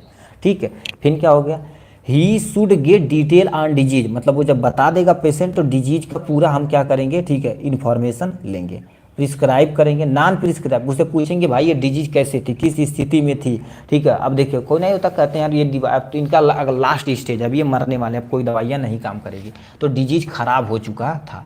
अब उनसे पूछेंगे प्रिस्क्राइब तथा नॉन प्रिस्क्राइब ट्रीटमेंट लिए थे, प्रिस्क्राइब मतलब किस किस डॉक्टर को दिखाए थे, कौन कौन सी दवा चली थी, कौन कौन इनका इलाज हुआ था, वो सारा देखेंगे। उसका नॉन प्रिस्क्राइब मतलब पूछेंगे भाई आप किसी मेडिकल स्टोर से दवा तो नहीं लेते हैं। ठीक है, जैसे नहीं होता डॉक्टर से कहते हैं बिना डॉक्टर से लिए दवा आप क्या करते हैं, मेडिकल स्टोर से लेके खा रहे हैं, लंबे समय तक खा रहे हैं, कोई रिकॉर्ड वगैरह कुछ नहीं है, खा रहे हैं, वो भी हमारे पास खतरनाक हो सकता है। रिकॉर्ड ऑल द इन्फॉर्मेशन, सबको आपको क्या करने, मेंटेन करने की जिम्मेदारी आपकी होती है फार्मासिस्ट की। ठीक हो जाएगा यहाँ से। He should notice the duration of therapy, मतलब उनसे पूछेंगे कितने दिन से आपके यहाँ दवाइयाँ चल रही है। ठीक है, ड्यूरेशन पूछेंगे। ठीक है, क्योंकि ये बहुत इंपॉर्टेंट है। ठीक है, क्योंकि उसका वेट के साथ साथ एज और कितने दिन से दवाइयाँ आप खा रहे हैं ये सब भी मेंटेन करता है। लिख रखा है ही शुड यानी he should understand the patient behaviour regarding यानी टॉकिंग ड्रग्स, मतलब क्या करेंगे उस पेशेंट के बिहेवियर के भी बारे में जानेंगे, देखेंगे कैसे कैसे। अभी मान लीजिए थोड़ा सा मेंटल प्रॉब्लम है, फिजिकल प्रॉब्लम है, उसकी हेल्थ सही नहीं है। ठीक है, तो भैया कहेंगे अच्छा ये इस क्वालिटी की दवा चलाओ जिससे काम हो जाएगा। ठीक है, नहीं तो उससे दवा देंगे, दवाइया खाए नहीं, दवा के प्रति उसका बिहेवियर कैसा है वो भी हम देखेंगे। ठीक है, कि दवा दे रहे हैं तो पेशेंट पे जैसे मान लेते हैं ट्रस्ट कर रहा है कि नहीं, मतलब पेशेंट हम पे ट्रस्ट कर रहा है कि नहीं, जब विश्वास ही नहीं करेगा तो उस पर काम भी नहीं करेगी। तो मेडिकल हिस्ट्री भी देखेंगे, अच्छे से दवाइयाँ दे रही थी बट खा नहीं रहा था, तो ये सब कुछ भी इनके प्रोसीजर के अंतर्गत देखा जाएगा। तो क्या क्या लिखेंगे, सबसे पहले मेडिकल हिस्ट्री क्या होती है ये देखेंगे, उसका गोल मेन उद्देश्य क्या होता है ये देखेंगे, उसके बाद यहाँ पर प्रोसीजर क्या होता है वो देखेंगे अच्छे तरीके से। ठीक है, ठीक। नेक्स्ट क्वेश्चन क्या पूछा बाबू, 7वां नंबर क्या क्वेश्चन पूछा, explain various study to minimise medical error, जो तुम्हारे पास मेडिकल एरर है उसको तुम कैसे मिनिमाइज कर सकते हो, इसको अच्छे तरीके से एक्सप्लेन करना पड़ेगा, याद रखना। ठीक है, यानी मेडिकल एरर को कैसे मिनिमाइज कर सकते हो इसको हमें दिखाना पड़ेगा, कैसे हो रहा है इसको बताना पड़ेगा। ठीक है, तो इसको भी हम अच्छे तरीके से एकदम अच्छे तरीके से आपको बताते हैं। क्या लिख रखा ध्यान से सुनिए, पहले लिख रखा मेडिकल, यहाँ देखो सबसे पहले करें एक्सप्लेन वेरियस स्ट्रेटजीज हमें बताना, मतलब एक प्लान बनाना है कि हम जो ईरर है उसको कैसे कम कर सकते हैं। और ईरर किस में होगा, दवाइयों में होगा, क्योंकि हॉस्पिटल आप पढ़ रहे हैं, बीमारियों में हो सकता, पेशेंट की इन्फॉर्मेशन में हो सकता, फिर उसे कैसे मिनिमाइज किया जाता है, ये सब चीज़ हमें मेंटेन करना पड़ेगा। तो ये लिखा सबसे पहले मेडिकेशनल ईरर क्या होता है। ठीक, अभी ये क्या होता है, ए मेडिकेशनल ईरर, इंट्रोडक्शन है याद रखना। ए मेडिकेशनल ईरर इज ए, ठीक है, any preventable event that may cause or lead to in appropriated medication use of patient harm while the यानी मेडिकेशन, ठीक है, in control of the health care profession patient and consumer, उसी को क्या बोलते हैं, मेडिकेशनल ईरर। कहने का मतलब क्या होता है, देखिए एक फार्मासिस्ट अथवा डॉक्टर कोई भी हो, ठीक है, जब वो पेशेंट को क्या कर रहा है, इनऑपरेट नहीं कर पाता, जैसे अभी हम हैं, अब हम आपको सही से नहीं समझा पाते हैं तो कहेंगे भाई आपके समझाने में थोड़ा सा ईरर है, चाहे हम जो लिखे हैं इसमें थोड़ा सा ईरर है, ठीक है, तो वो तुम्हारे पास जो प्रोफेशन है, चाहे पेशेंट या कंज्यूमर, उनके बीच में सही से आप हेल्थ को कंट्रोल नहीं कर पाते हैं, या कंट्रोल करने में कुछ ना कुछ थोड़ी सी त्रुटियां होती हैं, चाहे दवा के कारण, चाहे हॉस्पिटल के कारण, चाहे मेडिकल स्टाफ के कारण, चाहे वो पेशेंट के कारण से होती है, ठीक, तो उसी को क्या बोलते हैं, मेडिकेशनल ईरर बोला जाता है, जो दवा के द्वारा मोस्टली होता है। सच इवेंट, ठीक, मे बी यानी क्या, relevant of the professional practice health care product procedure including the, ठीक, including prescribing order communication product labelling packaging, और तुम्हारे पास क्या होगा, ठीक है, namely culture compounding distribution administration education monitoring use, ये सब कुछ इसी के अंतर्गत आता है। कहने का मतलब ध्यान से सुनिए, इंक्लूडिंग यानी क्या लिखा है, प्रिस्क्राइबिंग,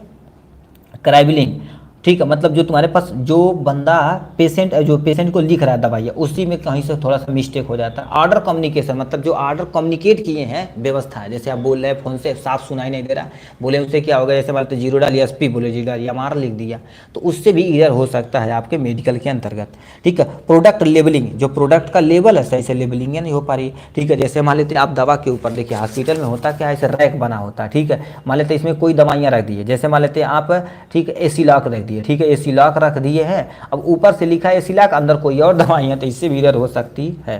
प्रोडक्ट लेबलिंग से दिक्कतें हो सकती हैं। प्रॉपर लेबलिंग, हाँ, इसलिए तुम्हारे पास नहीं प्रोडक्ट लेबलिंग मतलब प्रोडक्ट के ऊपर लेबलिंग यदि थोड़ा सा मिस्टेक रहेगा, ठीक है, उससे रिलेटेड भी इशू आ सकता है आपके मेडिकल ईरर में। प्रॉपर यदि हम जो तुम बोले हो ना प्रॉपर लेबलिंग करेंगे तो एकदम से शुद्ध रहेगा, तो वही सब हमें करना पड़ेगा, अभी हम बताएंगे, ठीक है।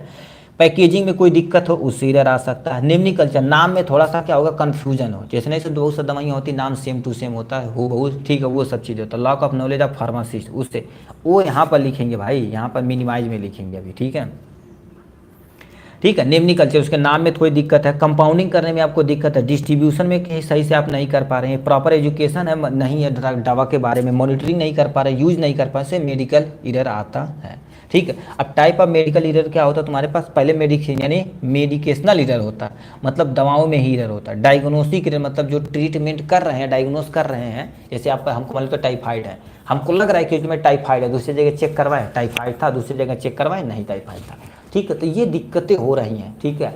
अभी होता है ना, बहुत सारे लोग कहते हैं, बहुत सारे क्लेम भी लेके आते हैं हॉस्पिटल में, कहते हैं कि तोरे के यहाँ अल्ट्रासाउंड कर ली तो 4 MM का पथरी, वहाँ कर ली तो रहबने के पथरी, कैसे पथरी होगा, ये होगा वो होगा, मतलब दुनिया भर का नाटक बतियाते हैं, ठीक है। तो वो जो बतियाते हैं तो उसमें ईरर हो सकता है, चाहे मशीन के द्वारा हो सकता है। सर्जिकल ईरर मतलब जो आप हॉस्पिटल में कर रहे हो उसके द्वारा। सिस्टमेटिक फेलियर मतलब आपके यहाँ pharmacist, staff, doctor, physician, nurses सही से नहीं कम्युनिकेट कर पाते हैं या बातचीत नहीं कर पाते, तो उनके कारण से भी आपके यहाँ ईरर हो सकता है प्रोडक्ट में, ठीक। तो ये हो जाएगा यहाँ से। इन्फेक्शन, अब बताओ ये सब चीज़ होगा ना तो तुम्हारे पास बड़ी तगड़ा इन्फेक्शन हो जाएगा, और याद रखना भाई, ठीक है, तो ये सब पे दवाइयाँ चलाई जाती हैं, ईरर बड़ी ख़राब चीज़ होती है, ठीक है, तो ये इन्फेक्शन हो जाएगा। कॉज ऑफ मेडिकल, ठीक है, मेडिकेशनल ईरर कौन कौन से ऐसे हैं जो तुम्हारे पास यानी ईरर कर सकते हैं। एक्सपायरी ड्रग्स यदि कोई ले रहा है इससे ईरर हो सकता है, इसीलिए तुम्हारे पास अलग से रखा जाता है। लिखा इनकरेक्ट ड्यूरेशन, मतलब हम बोल दिए उससे भाई तो आप सुबह शाम दवाई खाएं, तो उसे सुबह शाम खाना चाहिए। ऐसे मान लेते सुबह नहीं भूल गया तो समूह 2 टिप डाला, अरे बराबर हो गई, कोनो चिंता नहीं। बोल देंगे तुम्हारे पास है कि आप सुबह दोपहर शाम खाना है आपको दवाई, तो सुबह दोपहर नहीं काम को खा के शाम 4 बजे खा लिया, फिर रात 10 बजे खा लिया, तो ये इससे भी मेडिकेशनल ईरर आ जाता है। जो 3 टाइम दवाइयाँ एक्चुअल में रियलिटी में होती हैं ना, कहाँ चला गया फिर, देखिए 3 टाइम दवाइयाँ होती हैं, तो जो चलाई जाती है 3 टाइम जो दवाइयाँ चलाई जाती हैं एक्चुअल में उसका देखिए आपका 24 घंटा होता है, इसे 3 में डिवीजन किया जाए, मतलब हर एक 8 घंटे के बाद आपको दवा लेनी ही लेनी है। बट मोस्टली लोग क्या करते हैं, सुबह खा लिए, दोपहर शाम खा लिए, गलत डोज, ठीक है, ले लिया, हाँ उससे तुम्हारे पास हो सकती है। तो एक्चुअल में देखा जाए तो आपको टाइम टू टाइम खाने का मतलब 8 3 24, तो हर एक 8 घंटे के बाद आपको दवा इंजेक्ट खानी है, ठीक, तो वह बैक्टीरियल इन्फेक्शन कम हो पाएगा। ठीक है, अब क्या लिख रखा, इनकरेक्ट प्रिपरेशन, सही से आप प्रिपरेशन नहीं कर पा रहे हैं। इनकरेक्ट टाइम, जो टाइम बोले हैं अभी देखो, टाइम आप जो सही से एक्चुअल में टाइम जो होना चाहिए वो दवा खाना ही रहे, इसीलिए बोलते हैं डॉक्टर से टाइम टाइम दवा खाएंगे बड़ी फिटी आ जाएंगे, कोनो दिक्कत नहीं। ठीक है, इनकरेक्ट डोज, अब डोज ही तुम्हारे पास क्या होगा, इनकरेक्ट है, ठीक है, जितना चाहिए उतना नहीं है, ठीक है, तो ये होता है। फिर क्या होगा, अननोन एलर्जन, मतलब आपको एलर्जन के बारे में पता है, ठीक है, उससे एलर्जी होती है उस सबके। इनकरेक्ट रेट, मतलब जिस रेट से आपको चाहिए, जैसे आपके बॉडी वेट के हिसाब से दवा चाहिए, ठीक है, तो आपको बॉडी वेट हो गया, एज के अनुसार दवाइयाँ दी जाती हैं और वेट दोनों के अनुसार दी जाती हैं, ठीक है। तो डॉक्टर अच्छे होते हैं तो कहते हैं वेटिंग करा लो इनका, ठीक है। और थोड़ा सा इनके बारे में फीकिया है, ठीक है, तो ये हो जाएगा यहाँ से। प्रॉपर तुम्हारे पास देखो इम्प्रॉपर डोजिंग, ठीक है, इम्प्रॉपर डोजिंग मतलब सही से डोजिंग नहीं कर पा रहे हैं आप, उससे भी हो सकता है। जैसे मान लेते हैं उनको, जैसे तगड़ा इन्फेक्शन है तो 3 टाइम चलाएंगे, ठीक है, 3 टाइम चलाएंगे, अब 2 टाइम चला रहा है तो धीरे धीरे वो रेसिस्टेंस हो जाएगा, तो ऐसा नहीं करना चाहिए, ठीक है। रॉन्ग यानी लिखा रॉन्ग डोज फॉर्म इरर, मतलब आप डोजिंग जो कर रहे हैं वो सही से नहीं हो रहा है, या डोजिंग या जेनरिक दवाइयों का प्रयोग कर रहे हैं, ठीक है, क्योंकि जो थोड़ा सा लेस सुटेबल होता है कंपेयर टू ब्रांड, क्योंकि ब्रांड तो ब्रांड है। रॉन्ग ड्रग्स प्रिपरेशन इरर, मतलब जो आप तो दवाइयाँ प्रिपरेशन करना चाहिए सही मेथड से नहीं करिए। फिटिया जागेगा, क्या ये मतलब, फिटिया जाएंगे, फिटिया जाएंगे, अरे यार खतरनाक बनाइए यार, हमारा कॉपी कर रहे हो जी, ठीक है, ये होगा। मॉनिटरिंग इरर हो जाएगा, मॉनिटरिंग इरर में इरर से हो सकता है, देन रख रखाव में हो सकता है, बहुत सारे कैलकुलेशन इरर, कैलकुलेशन इरर में मतलब होता है क्या, जैसे दवाइयाँ जहाँ बनाई जा रही, ठीक, दवाइयाँ जहाँ बनाई रही उसमें कैलकुलेशन सूटेबल सही से नहीं हो पा रहा है, ठीक है, क्योंकि सब मशीनें करती हैं, उसमें कहीं से थोड़ा सा इरर आ जाए तो उससे हो सकता है। लिखा लॉक ए, ठीक है, लुक ए लाइक, साउंड ए लाइक इरर हो सकता है, मतलब लासा ड्रग्स होती, कुछ ऐसी दवाइयाँ होती जो मिलती जुलती नामों से हो सकती हैं, जैसे मान लेते उन्हें, ठीक है, ओमाप्राजोल देना तो हम मुंडम उठा के दे देंगे ठीक है, तो दिक्कत हो जाएगी, ठीक, तो इससे तुम्हारे पास दिक्कत हो सकती है। जैसे बहुत दवाइयाँ होती है जो नाम लगभग लगभग सुनने में होता, तो उन सब से इरर हो सकता है। अब इरर को कैसे तुम्हें कम करना है, तो लिखा है स्ट्रेटजी टू यानी मिनिमाइज ड्रग्स यानी मेडिकेशनल इरर, कैसे तुम क्या कर सकते हैं, ये हो जाएगा, ठीक है। तब ये होगा क्या, 1 prescription should be written for the each medication, मतलब एक प्रिस्क्रिप्शन होना चाहिए, ठीक है, जो सब पे होना, जैसे अभी बोला जाता ना कि कहाँ दिखाए थे, किसको दिखाए थे, तो बहुत सारे अच्छे जो डॉक्टर होते हैं कहते कहाँ दिखाए, तो उसका भी प्रिस्क्रिप्शन देखते हैं, अच्छा ये दवाइयाँ चलाया था, ठीक है, तो यहाँ पर ये गलती किया था, इसके साथ ये दवाई नहीं, तो उसको हम देख के उसे मैनेज करेंगे, ठीक है, तो इससे हो सकता है। प्रिस्क्रिप्शन में गलती हो सकती है, लिखने में थोड़ा बहुत गलती हो सकती है कि जो पेशेंट यानी डॉक्टर जो लिख रहा है फार्मासिस्ट नहीं दे पा रहा, उससे भी हो सकती है, तो इन सबको कॉपरेट करने का काम होता है। लिखा है बी साइड साइनिंग, ठीक है, साइन मतलब वो लिखने वाला, ठीक है, prescription the name should be always two of the circle on the pre यानी रीप्रिंटेड प्रिस्क्रिप्शन पैड, मतलब क्या होगा, जो तुम्हारे पास पैड हो चुका, लाइन एथिक्स का सुपर 25 क्वेश्चन बना दिए, इंग्लिश मीडियम बना दिया गया, हिंदी मीडियम बनाया ही जाएगा, ठीक, उसी की तैयारी चल रही है। अरे भाई देखो सुपर 25 क्वेश्चन यदि हम चालेंगे ना तो 2 से 3 दिन के अंदर सब खत्म हो जाएगा भाई, ठीक है, एक दिन 2 3 झोंकेंगे, ठीक है, देखो धीरे धीरे पढ़ाने दीजिए, उतना ही पढ़िए भाई कि आप उतना कॉन्सेप्ट क्लियर कर लीजिए भाई, ठीक है। बहुत सारे कारण सर लेट हो रहा है, बताओ तुम आज एक्चुअल में कितना तारीख है, 27 है, 3 7 9 अभी 13 दिन है भाई, कोई टेंशन नहीं, ठीक है, 13 14 दिन है, उसका टेंशन मत लो, ठीक है, 12 13 दिन है, उसका टेंशन आप मत लीजिए। Dose and frequency of the medication, ठीक है सर हम हिंदी से आते हैं, कोई टेंशन नहीं भाई, ठीक है, तो क्या लिख रखा है, dose and frequency of medicational should be check in case of the any doubt, मतलब क्या होता है, देखिए फ्रीक्वेंसी और डोजेज यदि आपको कोई भी तुम्हारे पास डाउट हो रहा तो तुरंत उसे भरने से पूछिए, ठीक है, नहीं कि उल्टा सीधा देंगे तो दिक्कत हो सकती है, तो उससे हम क्या कर सकते हैं, चेकअप करा के भाई पूछ के हम कम कर सकते हैं। पेशेंट एज और वेट शुड बी मॉनिटेड, ठीक है, लिखा है मॉनिटेड इन ईच प्रिस्क्रिप्शन, मतलब हर एक के पेशेंट को वेट करना है, एज को मेंटेन करना है हर एक प्रिस्क्रिप्शन के टाइम, ठीक कि नहीं भाई, पेज नहीं करना है तो दिक्कत हो जाए। पेज यानी लिखा पेशेंट लीवर रीनल फंक्शन, ठीक है, should be check before the prescription any medicine, मतलब उसका liver function test, kidney function test, जिसे रीनल फंक्शन टेस्ट बोलते हैं, ये सब मैनेज करवाएंगे। ठीक है, हमें पता चल जाएगा कि अच्छा इसे लीवर में ख़राब है, किडनी में खराबी है, ठीक है, और भी बीमारियाँ हैं। जैसे मान लेते हैं हमें बुखार बार बार होता है, तो अब दवाइयाँ चलाएंगे तो इधर आएगा ही आएगा। तो उससे टाइफाइड चेक करवा लेंगे, सोलवेनिल पॉजिटिव रहेगा, उसका टाइफाइड पॉजिटिव रहेगा, तो उसे हम वही सटीक दवा चला देंगे, बस फिट आ जाएगा। ठीक, तो वो हो जाता है यहाँ से। डूरिंग ऑफ थेरेपी के समय देखा जाए तो शुड बी मेंशन, ठीक है, mention the instead of using the triple x number, यानी नंबर ऑफ पिल, यानी होता है नंबर ऑफ पिल्स तुम्हारे पास क्या होता है इन, ठीक है, ये तुम्हारे पास PIL होता है। ठीक है, ड्यूरेशन होना चाहिए, ठीक है, और ऐसे क्रॉस का चिन्ह होना चाहिए। पिल मतलब क्या होता है, जैसे लीफलेट नहीं निकलता है पेशेंट के लिए, ठीक है, पेशेंट, ठीक है, इन्फॉर्मेशन लीफलेट होता है, दवा की पूरी इन्फॉर्मेशन होनी चाहिए। जैसे मान लेते हैं हमें ये कोई दवा देनी है, एक्चुअल में ये, ठीक है, वो क्या है, अरे भाई ये तो दे दिए जी, ठीक है, वो मिटकौना है, ठीक है, तो अब हो का रहा मिटकौना जो है, तो मिटकौना कैसे है, किससे बना है, कहाँ से बना है, तो उसमें हम यदि लिख देंगे तो हम पढ़ लेंगे। तो सर हर एक दवाइयों में क्या होनी चाहिए, ठीक है, यानी ऐसे ये पिल होना चाहिए, ठीक है, पिल होना चाहिए जिससे वो अपना पढ़ लेगा पेशेंट, इधर कम करने के लिए पेशेंट के लिए होता, हाँ, ठीक है, वो होता। A condition for which the patient is being treated should be, ठीक है, मेंटेन द प्रिस्क्रिप्शन, मतलब इससे क्या कर सकता है पेशेंट अपने आप को, ठीक है, लीफलेट होता है। प्रिस्क्रिप्शन क्या करेगा, उससे रिलेटेड कोई भी इन्फॉर्मेशन रहेगा तो प्रिस्क्रिप्शन से जो वो पेशेंट रहेगा वो अपने आप को मैनेज करेगा उस कंडीशन को जानते हुए। तो इन तरह से हम क्या कर सकते हैं, ठीक है, उसे मिनिमाइज किया जा सकता है। ठीक, तो इस तरह से देखा जाए तो हमने क्या कर दिया, सातों क्वेश्चन को अच्छे तरीके से हमने क्या कर दिया, कवर कर लिया है। अब हम चलते हैं पार्ट बी की तरफ, रुक करते हैं। पार्ट बी भी देखा जाए तो थोड़ा सा सटीक क्वेश्चन है। क्या दिए रखा है, सबसे पहले हॉस्पिटल फार्मेसी क्या होती है, कम्युनिटी फार्मेसी क्या होती है। अब भाई ये तो भाई बहुत इजी क्वेश्चन है। हॉस्पिटल फार्मेसी जो आप पढ़े हैं उसी को उठा के यहाँ चेप दीजिए, ठीक है। उसका कम्युनिटी फार्मेसी, जो कम्युनिटी फार्मेसी आप सब्जेक्ट है उससे थोड़ा सा लिख दीजिए। देखिए आपको दो चीज़ लिखना पड़ेगा, डिफरेंस मतलब क्या होगा।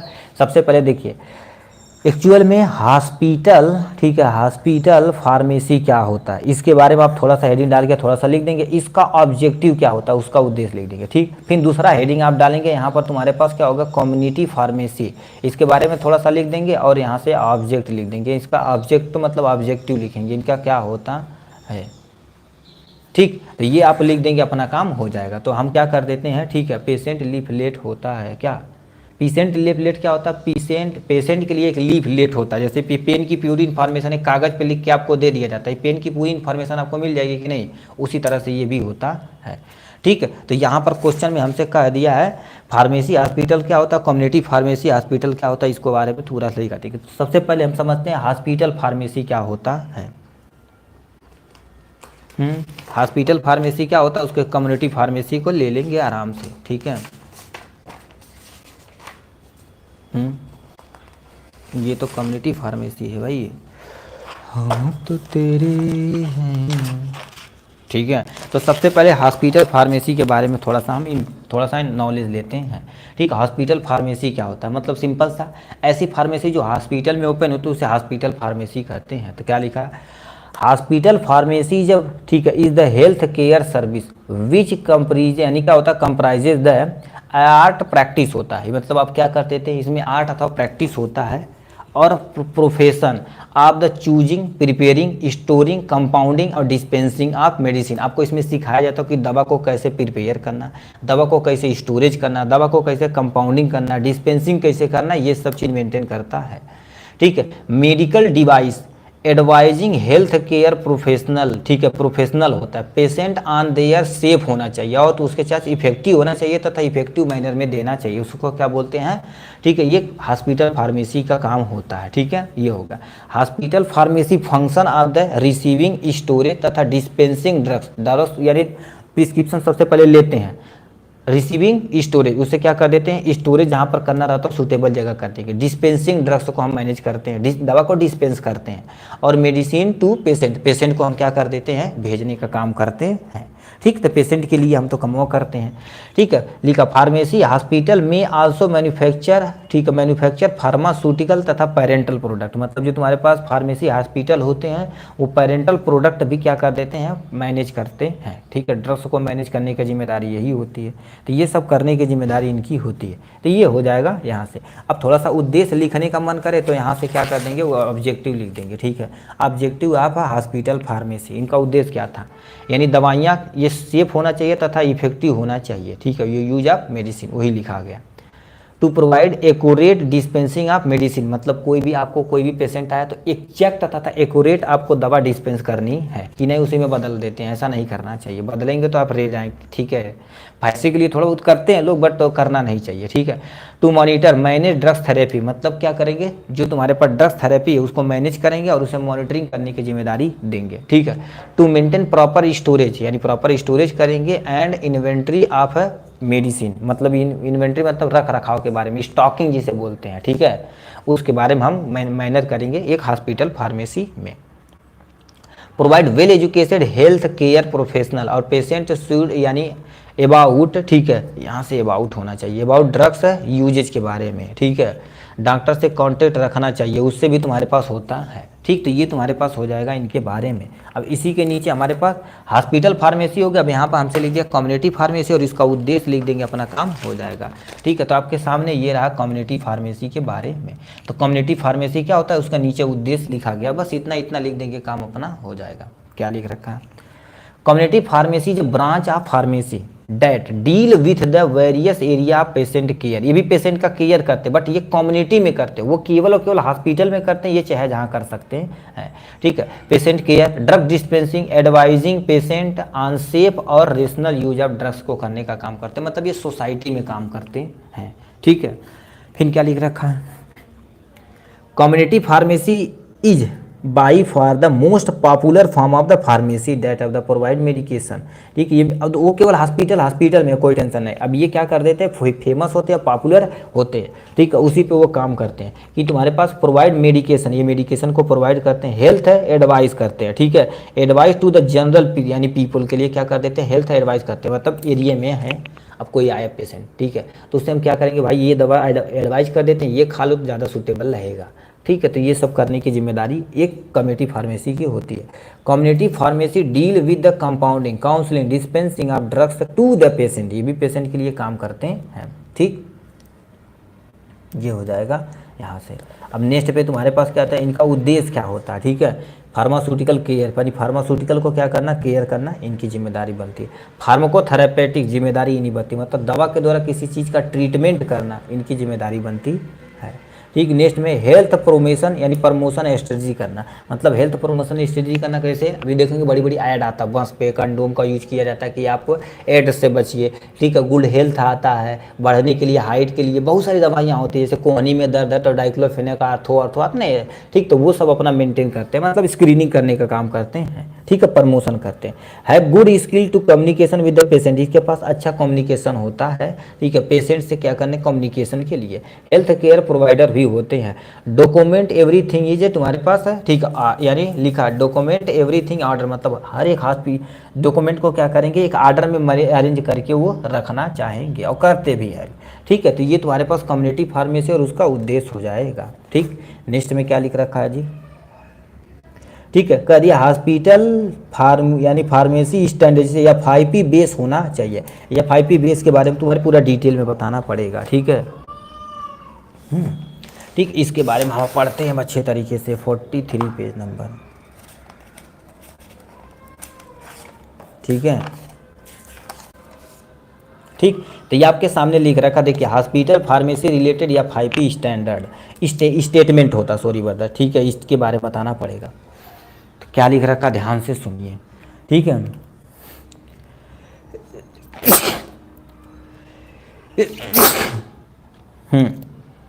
अब यहाँ पर लिखा हॉस्पिटल फार्मेसी स्टैंडर्ड या 5P स्टेटमेंट। अब यहीं पर रोक के या 5P का फुल नेम लिख के दिखाएं। देखिए कितने ऐसे बंदे जो या 5P का फुल नेम एफ से नहीं शुरू होता है, या 5P का फुल नेम एफ से नहीं शुरू होता है। देखें कितने लोग ऐसे शुरू करके दिखाते हैं इसका, या 5P का फुल नेम।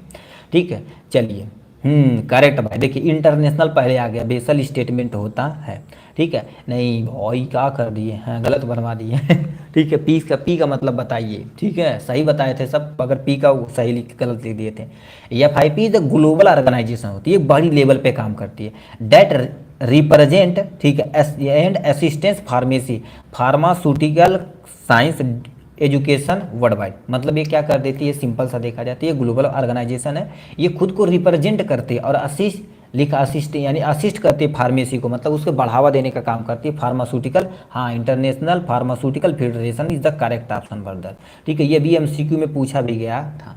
ठीक है, तो ये हो जाएगा, मतलब ये तुम्हारे पास फार्मास्यूटिकल की साइंस के मैनेज करने की जिम्मेदारी सब ग्लोबल लेवल पे ऑर्गेनाइज करते हैं, ग्लोबल वर्ल्ड वाइड पूरी दुनिया पे ये काम करते हैं ये FIP। ठीक है, तो ये देखा जाए तुम्हारे पास हाँ फेडरेशन यानी फार्मा देखो इंटरनेशनल लेवल पे काम करते हैं, इसीलिए इनका नाम होता है। नेक्स्ट में क्या लिखा, इन 2008 में देखा जाए तो ये कॉन्फ्रेंस किए थे, was the conduct in the Basel Switzerland में by the FIP which including, इसमें हॉस्पिटल फार्मासिस्ट थे from all over the world and discuss the about the future of hospital pharmacy. अब देखो ये तुम्हारे पास ग्लोबल 2008 में किया गया था स्विट्जरलैंड में, वहाँ पर हर एक दुनिया के लेवल देखो बाई FIP के द्वारा किया गया था। Hospital pharmacy all over the world, मतलब हर एक दुनिया के क्या हो गए थोड़े जो तुम्हारे पास बेस्ट क्वालिटी के फार्मासिस्ट तो वहाँ इकट्ठा किए गए थे।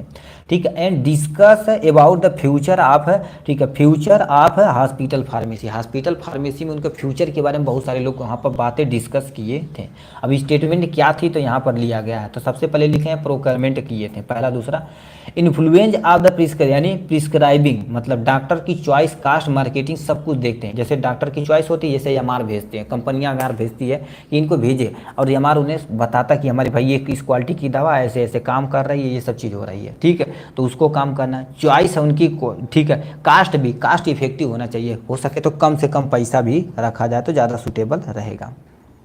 ठीक है, मार्केटिंग करना यही सिखाते हैं। ठीक है, ये सब करने का काम करते हैं। Prescription and delivery of medicine, मतलब कोई दवा प्रिस्क्रिप्शन पर्चा आपके यहाँ फेंक दिया तो डिलीवर कैसे दवा करनी, कौन कौन से सावधानियां बरतनी है, तो ये सब चीज़ करता है। एडमिनिस्ट्रेशन ऑफ मेडिसिन, मतलब हमारे शरीर के अंदर दवा को कैसे एडमिनिस्ट्रेशन करना है, किस रूट के थ्रू, मान लेते स्किन के थ्रू करना है, या तुम्हारे पास नस में डालना है, या IM डालना है, IV डालना, क्या डालना है, ये सब कुछ मेंटेन करता है। ठीक है, मॉनिटरिंग ऑफ मेडिसिन, ठीक है, यूजेज, अब ये तुम्हारे पास लिखा है मेडिसिन को यानी कैसे यूज करना, उसको मॉनिटर करना इन्हीं की जिम्मेदारी होती है। ठीक, ये हो जाएगा तुम्हारे पास। नेक्स्ट में तुम्हारे पास क्या लिख रखा है जी, ह्यूमन रिसोर्सेज, ह्यूमन के रिसोर्सेज को भी मेंटेन करना इन्हीं की जिम्मेदारी बनती है। तो ये FIP के बारे में था, इतना स्टेटमेंट था। तो FIP आएगा तो तुम्हें सबसे पहले थोड़ा सा इंट्रोडक्शन देना पड़ेगा, फिर इनका तुम्हारे पास स्टेटमेंट वगैरह दे के काम खत्म कर देंगे आराम से।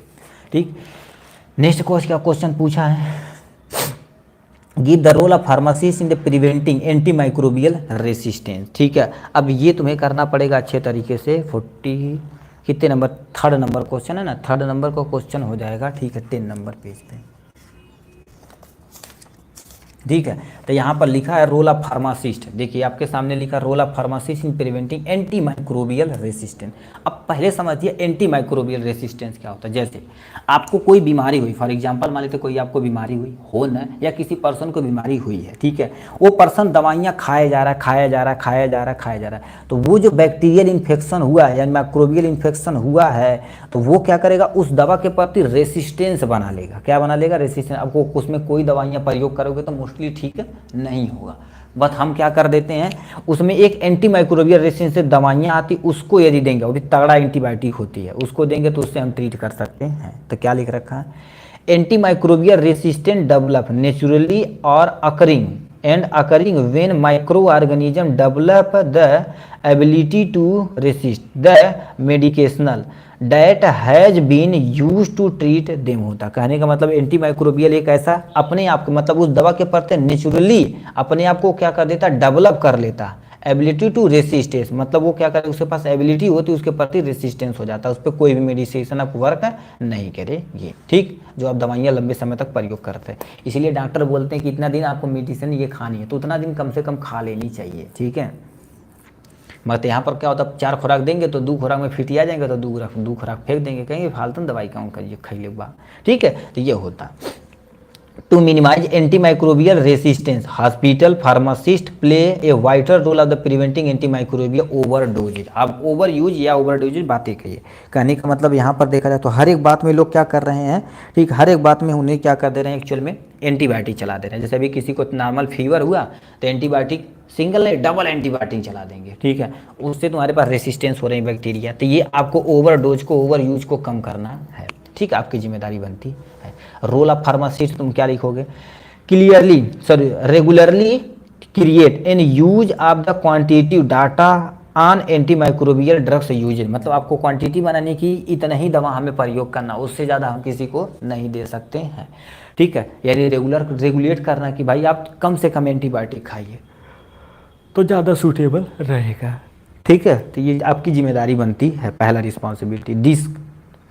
Discuss and work with the physician to ensure that the best responsible use of antibiotic, मतलब आप किसी फिजिशियन से, किसी सर्जन से मिलिए, उनसे डिस्कस कर दीजिए कि अच्छा ये बीमारी में हम कौन सा सटीक एंटीबायोटिक चला सकते हैं कि जिससे वो बैक्टीरिया मर सकता है, तो वो बताएंगे, तो डिस्कस करना आपकी जिम्मेदारी बनती है। यदि आपको बता देना चाहते हैं, देखिए हो क्या रहा है, आप इस इर्द गिर्द में चल रहे हैं, मतलब डी फार्मा के इर्द गिर्द चल में रहते हैं, जितना आप कॉन्टेक्ट में रहेंगे किसके, फार्मासिस्ट के, नहीं सॉरी फार्मासिस्ट नहीं, फार्मासिस्ट तो रहबा करेंगे, अब किसी भी डॉक्टर के कांटेक्ट में रहेंगे तो ज़्यादा चीज़, आप बहुत सारा चीज़ सीख जाएंगे, तो ये करने की जिम्मेदारी होती है। तो ये लिख रखा फिजिशियन टू इंश्योर करेंगे बेस्ट क्वालिटी के, यानी कौन सी एंटीबायोटिक है उसके रिस्पांस को देखेंगे, ठीक। ग्राम पॉजिटिव था, ग्राम निगेटिव तो बैक्टीरिया होते हैं, उस पर हम जानते हैं कि कौन स्टेनिंग ले रहा है, कौन स्टेनिंग नहीं ले रहा, तो उसी के अकॉर्डिंग हम दवाइयाँ देते हैं। Provide a general medication therapy management, इसको मेंटेन करते हैं, गाइड करते हैं हॉस्पिटल ऑन द, ठीक है, selection application of the suitable antibiotic disinfectant, मतलब हम क्या कर देते हैं, उन्हें गाइड करते हैं हॉस्पिटल को कि हमें क्या करना पड़ेगा, सिलेक्शन करना और एप्लीकेशन करना सूटेबल एंटीबायोटिक की, नहीं आप घटिया क्वालिटी हम पैसे के लिए चला रहे हैं ये दवाइयाँ, और हो भी रहा है इस टाइम और चलता भी है, ठीक है। तो ये होता है इनके बारे में। तो यहाँ पर क्या हो जाएगा, रोल ऑफ फार्मासिस्ट, ठीक है। सबसे पहले क्या लिखेंगे, एंटीमाइक्रोबियल एजेंट होता क्या है, रोल ऑफ फार्मासिस्ट लिखेंगे, अपना काम हो जाएगा, ठीक है। तो इतना आपको क्या करना पड़ेगा, लिखना पड़ेगा, ठीक है। नेक्स्ट क्वेश्चन क्या दे रखा, चौथा नंबर क्वेश्चन क्या बोला, चौथा नंबर क्या दे रखा, हाई, ठीक है, रिस्क ड्रग्स क्या होती है, इसको हम कैसे रिड्यूज कर सकते हैं, इसको आपको अच्छे तरह क्या करना पड़ेगा, मेंटेन करना पड़ेगा, ठीक है। हाई रिस्क ड्रग्स क्या होती है इसके बारे में बताना पड़ेगा, ठीक है। और क्या कहा जी, स्ट्रेटजी यूज टू रिड्यूज, मतलब कैसे तुम उसे क्या कर सकते हो, रिड्यूज कर सकते हो हाई रिस्क ड्रग्स को। तो ये सामने लिख रखा हाई रिस्क ड्रग्स, कुछ ऐसी दवाइयाँ होती है जो बड़ी खतरनाक टाइप में होती है, जैसे नार्कोटिक लेवल पे होती हैं। तो high risk drugs have the increase, देखो increase risk of the causing sufficient harm to patient if use incorrectly, मतलब कोई पेशेंट है दवा को इनकरेक्ट रूप से यूज कर रहा है, सही से प्रयोग नहीं कर रहा, तो उसके अंदर इतना टॉक्सिसिटी प्रोड्यूस की जा सकती है, ठीक है, इतना टॉक्सिसिटी प्रोड्यूस कर सकती है कि पेशेंट की डेथ भी हो सकती है, ठीक है। हाँ, डाइजापाम वगैरह, ठीक, अल्प्राजोपाम, ये सब हाई के अंतर्गत आती हैं, ठीक है, ये सब खतरनाक दवाइयाँ होती हैं, ठीक है। तो ये तुम हाई रिस्क ड्रग्स में also have the narrow therapeutic, ठीक है, therapeutic drugs range which mean, ठीक है, which mean there is a little difference between the sub therapeutic then therapeutic toxic doses होते हैं। कहने का मतलब क्या होता है, हाई रिस्क की जो ड्रग्स होती है वो बहुत खतरनाक टाइप में होती हैं, ठीक है। तो ये होती क्या, therapeutic drugs of the range के अंतर्गत रखी जाती है, बट बहुत लेस अमाउंट में ही रखी जाती है। जैसे अभी छोटे स्कूल मेडिकल स्टोर पे जाएंगे ना, तो कहेंगे हमें ये दवा चाहिए, तो उतना ज़्यादा एडवांस टाइप में नहीं रख पाएगा, लो रिस्क दवाइयाँ रखेगा, ठीक है, ज़्यादा हाई रिस्क दवाइयाँ रखेगा तो वही पकड़ा जाएगा, दिक्कत हो जाएगी उसके लिए, ठीक है। अब एग्जाम्पल आप हाई रिस्क ड्रग्स का दे रखा, एडर्नर्जिक ऑर्गेनोस्टिक में इपिनेफ्रिन आता, नॉरएफ्रिन इसका एग्जाम्पल हो जाएगा, ठीक। नेक्स्ट में तुम्हारे पास एंटी रेदमिक ड्रग्स आता है जिसमें लिडोकेन हो जाता है, एमिडो, ठीक है, एमिडाड्रोन आता है, और कीमोथेरेपेटिक एजेंट में जैसे ऑक्सीटोसिन, इंसुलिन हो जाएगा, और तुम्हारे पास क्या हो जाएगा, कोल्चिसिन हो जाएगा। तो ये तुम्हारे पास अभी विदाउट प्रिस्क्रिप्शन की दवा भी होती है जो बिना आप किसी डॉक्टर के सलाह से ले रहे हैं, जैसे नींद की दवा, बीपी की दवा, हार्ट की दवा, ठीक है। तो ये सब तुम्हारे पास सब हाई रिस्क ड्रग्स आती है। अब ऑक्सीटोसिन वगैरह लेंगे तो दिक्कत हो जाएगी, ठीक है। तो ये दिक्कत है, उसे महा दिक्कत बोलते हैं, ठीक है। Reduce the high risk drugs, उसे कब से कम कर सकते हैं, पहले स्ट्रेटजी करेंगे, इरर करेंगे और प्रिवेंशन प्रोसेस करेंगे अपने तरीके से, ठीक है, कि हम ज़्यादा हो सके तो इसको हमें उपयोग ही नहीं करना है। मेक इरर अपरेंट, मतलब क्या करेंगे, इरर अपरेंट बताएंगे कि इसको चीज़ें हो रही हैं, ठीक है, क्योंकि बिना प्रिस्क्रिप्शन से आप देंगे नहीं, पहली बात। दूसरा, यदि देंगे तो उसे एक असीमित क्वांटिटी में देंगे, ठीक है, सीमित क्वांटिटी में देंगे कि हमें इतना ही देना है, नहीं तो ज़्यादा देंगे तो दिक्कत हो जाएगी, ठीक है। तो ये होता है, ठीक। लिखा मिनिमाइज द, लिखा है consequence of the error that reach the patient, मतलब क्या कर रखा है, जब मिनिमाइज हो सके, ठीक है, पहले स्टेप पे चलाइए, अब जब वो क्योर हो जाए तो उसे कम से कम उस दवाइयों को चलाएं तो ज़्यादा सूटेबल रहेगा। ठीक है, तो ये तुम्हारे पास रिड्यूस करने की स्ट्रेटजी है। ठीक है, लोगों को एजुकेट करेंगे कि ये हाई रिस्क दवाइयाँ नहीं ले रहे हैं। ठीक है, क्योंकि लोगों को लत लग जाती तो वही दवाइयाँ ही लेती हैं। ठीक, डिस्पोजल ऑफ नारकोटिक ड्रग्स, यानी 5वां क्वेश्चन तुमसे पूछा है, 60 note on the disposal of narcotic drugs. Narcotic drugs को कैसे आप डिस्पोज करेंगे इसके बारे में आपको बताना है। ठीक, डिस्पोजल मतलब क्या करना है। ठीक है, पेशेंट की डेथ भी हो सकती हो जाती भाई। ठीक है, होने का मतलब नहीं, हो जाती है। ठीक है, हम खुद ही देखें बहुत सारे ऐसे पेशेंट जो हो जाती है। ठीक, अब नारकोटिक ड्रग्स का क्या होता है यहाँ पर आते हैं। नारकोटिक ऐसे जैसे तुम्हारे पास अफीम हो गया, चरस हो गया, गांजा हो गया, ठीक है, ओपियम हो गया, ये सब इसी के अंतर्गत आते हैं। ठीक है, तो क्या लिख रखा है, narcotic drugs also known as control substance होते हैं। ठीक है, हमारे कंट्रोलर सब्सटेंट होते हैं क्या, ये अपने अंदर हमको कंट्रोल कर लेते हैं। जैसे अभी गांजा ज़्यादा फूंक दिए तो उसके कंट्रोल में हो जाएंगे, अपने कंट्रोल में अपना काम नहीं कर पाएंगे। ओपियोइड हो जाएगा, कोडीन हो जाएगा, मॉर्फिन हो जाएगा, फेंटानाइल हो जाएगा, तो ये सब इसके एग्जाम्पल होते हैं। एनडीपीएस मतलब क्या होता है भाई, नहीं समझे? अच्छा, रूल वगैरह बता रहे हैं। ठीक, तो लाइन इथिक्स में है। ठीक, अभी हाँ वो भी तो यहाँ पर दिया गया। इसके अंतर्गत are regulate under the control drugs. ठीक है, सब्सटेंस एक्ट की तरह जाता है, नारकोटिक एंड साइकोटिक सब्सटेंस के अंतर्गत आता है। इसके लिए भी लाइन इथिक्स में एक रूल होता है कि कितना उपयोग कर सकते हैं, तो भी आप यहाँ से ला सकते हैं, कोई दिक्कत नहीं है। ठीक है, तो ये हो जाएगा। अब डिस्पोजल कैसे करना, सबसे पहले return to supply and manufacture, मतलब हो सके यदि आप यहाँ एक्सपायर हो, नज़दीकी एक्सपायर वाली है तो उसको क्या करना, जहाँ से लाए हैं वहाँ पर वापस कर देंगे। ठीक है, वो क्या करेगा, मैन्युफैक्चर के पास भेजेगा, वो अपना डिस्पोज जैसे करना रहेगा वो करेगा। ठीक है, ठीक, नेक्स्ट में तुम्हारे पास लिखा हाईली सैनिटरी लैंड फीडिंग करेंगे, मतलब उन्हें क्या करना, नारकोटिक दवा को अंदर तक हम क्या करेंगे, फीड करेंगे। ठीक है, अंदर तक जमीन के अंदर गाड़ेंगे। ठीक, वाटर, ठीक है, सॉरी, वेस्ट इमोबिलाइजेशन यानी इनकैप्सुलेशन करेंगे, मतलब जो आए थे ना, ठीक है, वो एमपीसीसी वाले, उसको पन्नी में अच्छे तरीके से कैप्सुलेशन करके, मतलब अच्छे तरीके से बंद करके हम क्या कर देंगे, उन्हें दे देंगे। ठीक है, बर्निंग इन ओपन कंटेनर, किसी ओपन कंटेनर में कर देंगे। उससे एक्चुअल में देखा जाए तो तुम्हारे पास एयर पोल्यूशन होता है, बट कोई नारकोटिक खाएगा तो उसकी डेथ हो सकती है, तो किसी ऐसे एरिया में ले जाएंगे जहाँ थोड़ा सा बर्न करा देंगे।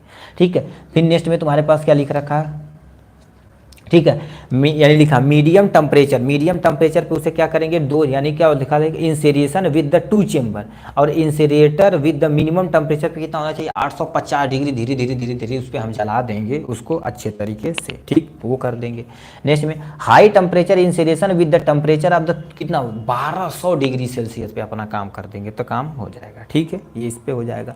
केमिकल कंपोजिशन इसी पे काम करता है। ठीक है, तो ये सब तुम्हारे पास डिस्पोजल करने का मेथड होता है।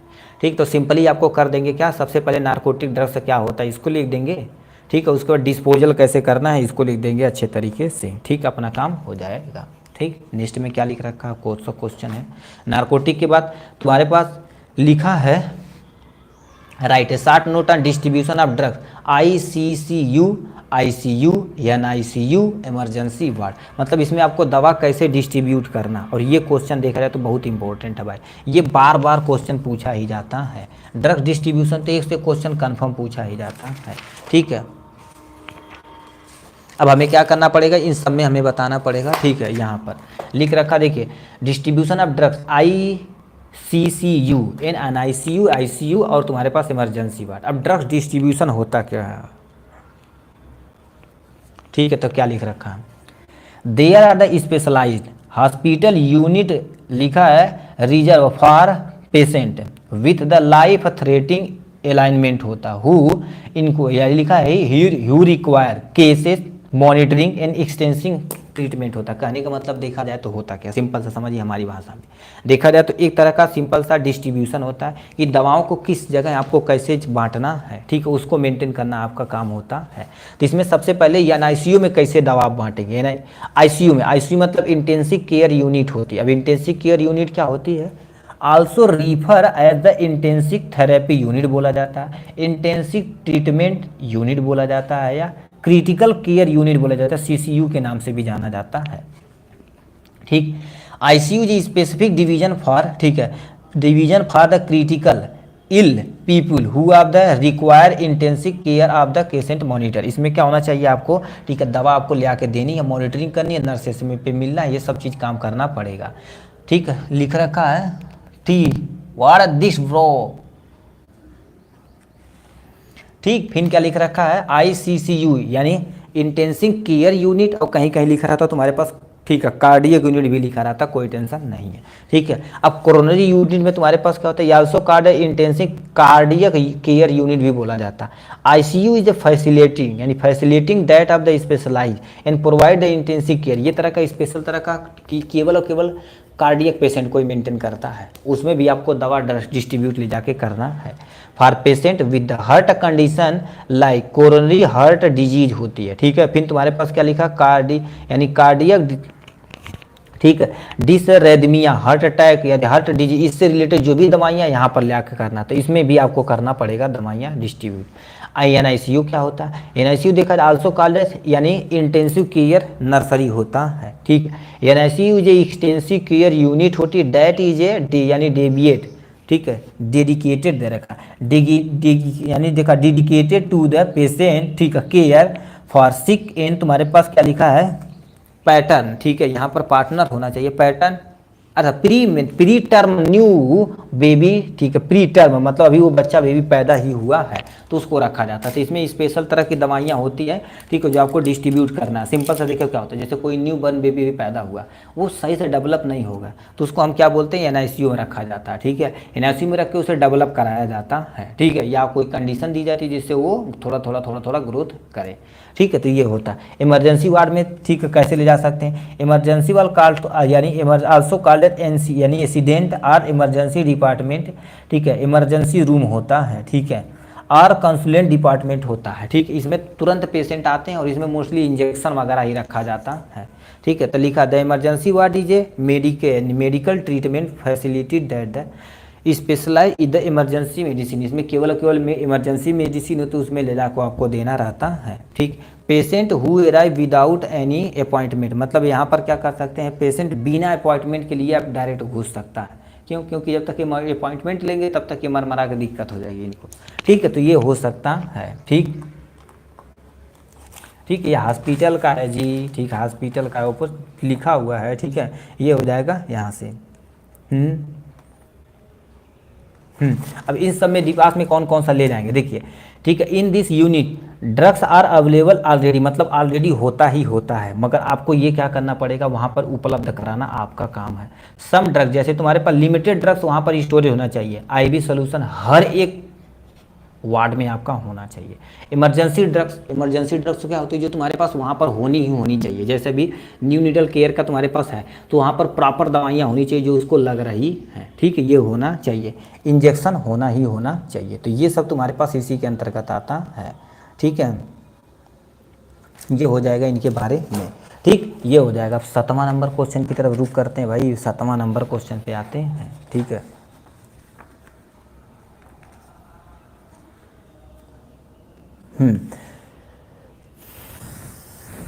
सातवां नंबर क्वेश्चन पे आते हैं। क्या लिख रखा भाई, कहाँ चला गया। ठीक है, इधर आप सब बताएंगे, इसमें हम कुछ भी बताने वाले नहीं भाई। ठीक है, अब बताएंगे।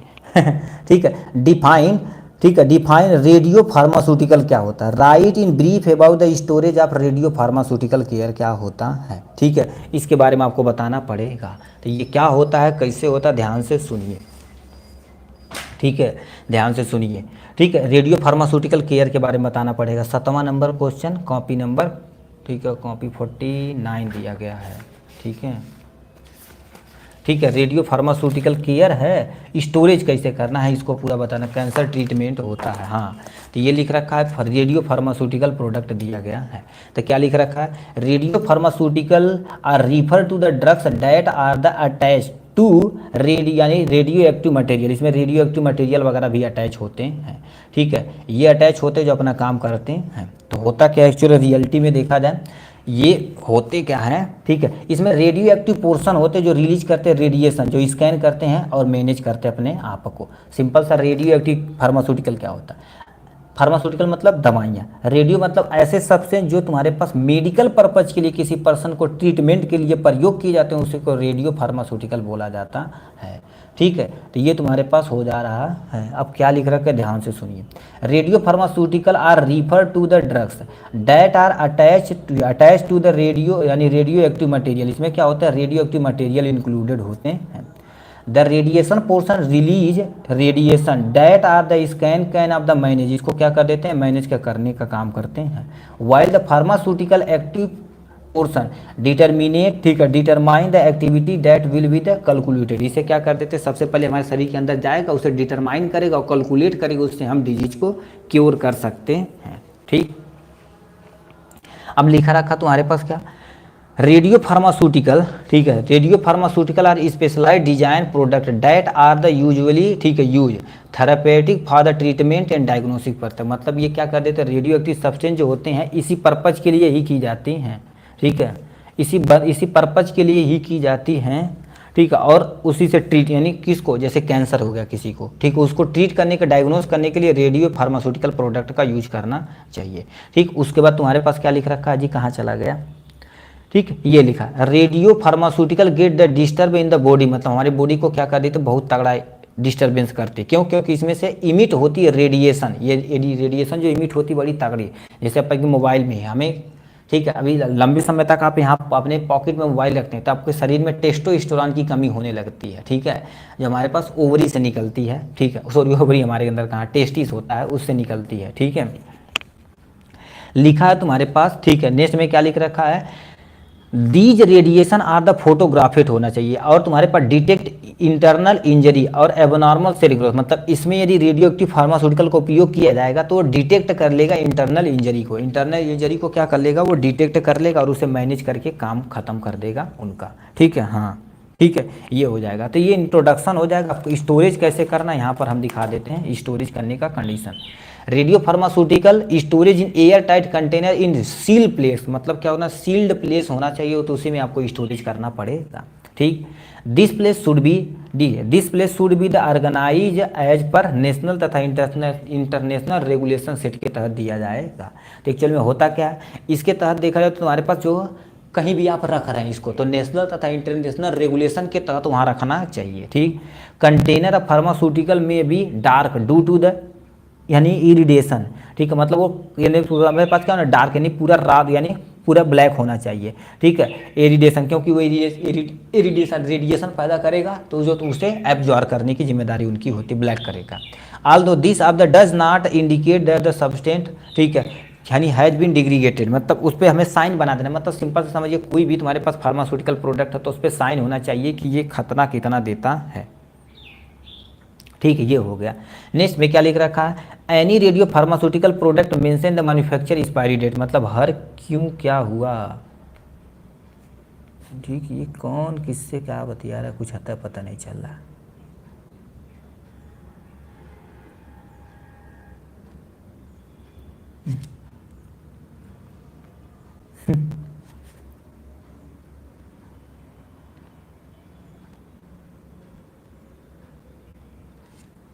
चलो ठीक है, कोई भी फार्मास्यूटिकल यदि प्रोडक्ट रहेगा तो उस पर पूरा मेंशन होना चाहिए कि इसका मैन्युफैक्चर कहिया हुआ है और एक्चुअल में कैसा है, कहिया एक्सपायरी डेट होगा, इसका यूज क्या होता है, वो सब कुछ उस पर लिखा होना चाहिए, ठीक, ये हो गया। अब नेक्स्ट पे हम आते हैं, नेक्स्ट पे क्या आते हैं गुरुदेव, कहाँ चला गया जी, कह दिया है यहाँ से 8वां नंबर क्वेश्चन, ठीक है।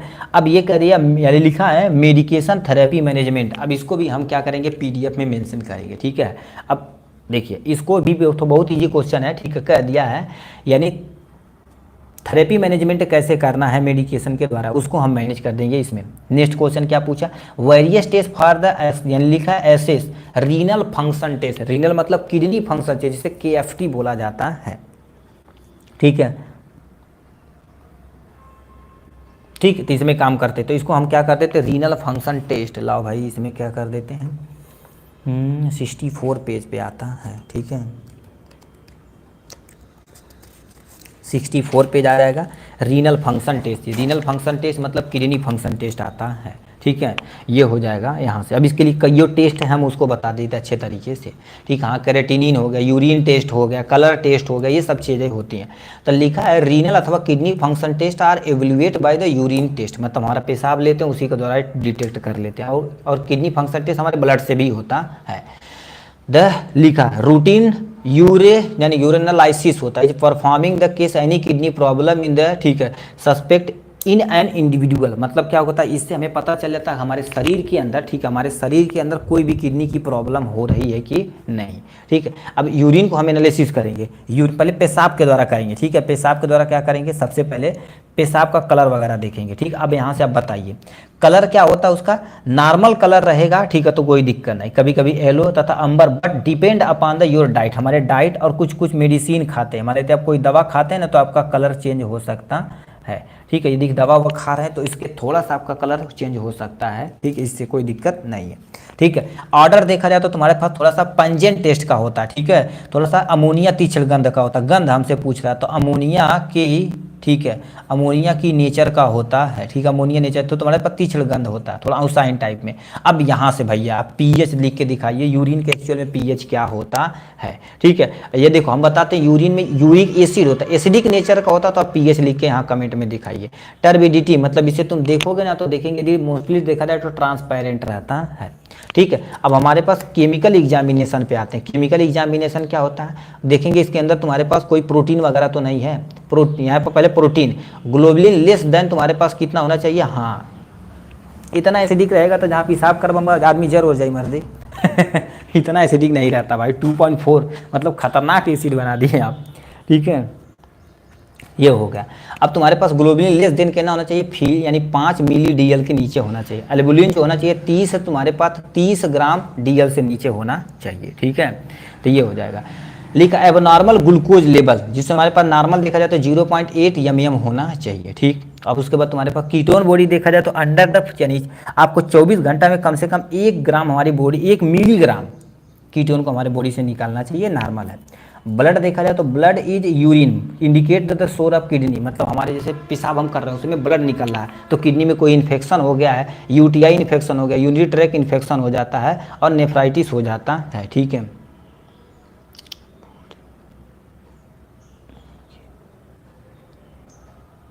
ये हो जाएगा।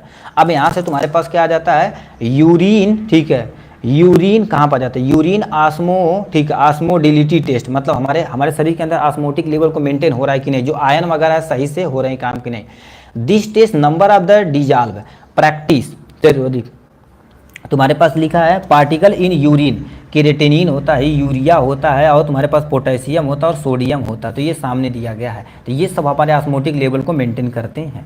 इसके लिए कईयों टेस्ट होता है।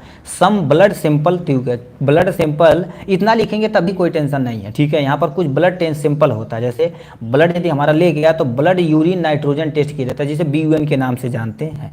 अब ये क्या करते हैं, हमारे शरीर के अंदर BUN को, नाइट्रोजन लेवल को मेंटेन करता है कि हमारे शरीर के अंदर प्रोटीन का प्रॉपर यूटिलाइज हो रहा है कि नहीं, उससे टेस्ट किया जाता है, ठीक है। अब नॉर्मल रेंज देखा जाए तो तुम्हारे पास क्या होगा, 10 से लेकर 12 ग्राम mg/dl होता है, ठीक।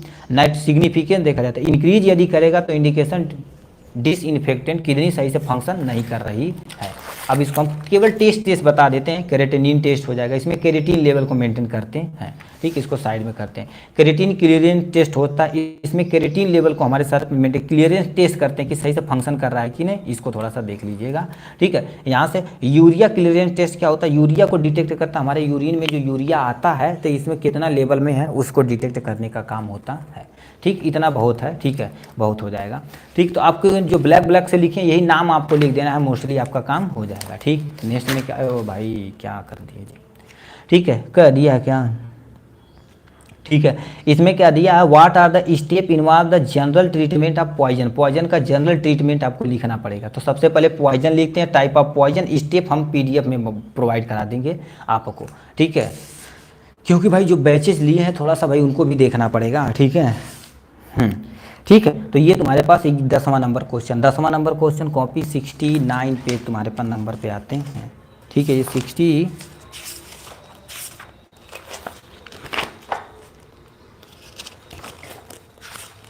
ठीक है। तो ये पॉइजन क्या होता है, पॉइजन का टाइप क्या होता है, चारकोल वगैरह। तो ये तुम्हारे पास पॉइजन ट्रीटमेंट दिया गया। पॉइजन सबसे पहले होता क्या, पॉइजन एक ऐसा सब्सटेंस होता है जो कंज्यूम करने पर या इनहेल करने पर या अप्लाई करने पर, स्किन पे या इंजेक्शन लेने पर क्रिएट नॉर्मल, हमारे शरीर के अंदर क्या कर देती है, ठीक है, प्रॉब्लम क्रिएट करती है, जिससे आदमी की डेथ वगैरह भी हो सकती है।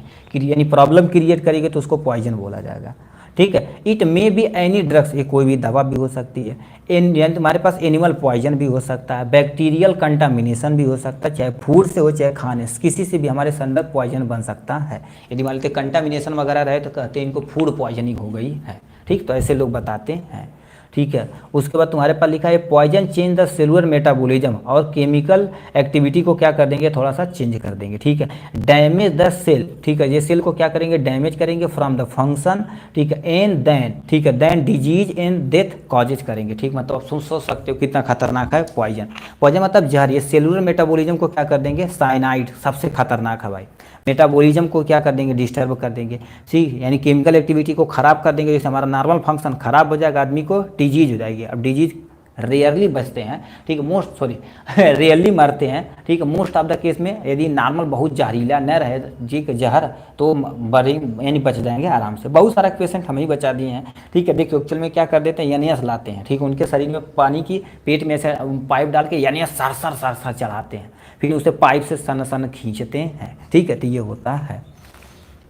अब टाइप ऑफ पॉइजन तुम्हारे पास क्या होते हैं, पॉइजन कई तरह के हो सकते हैं। केमिकल में जैसे तुम्हारे पास जिंक सल्फाइड, जिंक यानी जिंक फास्फाइड जो चूहा मारने वाली दवा होती है। एल्युमिनियम फास्फाइड जो तुम्हारे पास सेल्फास होता है।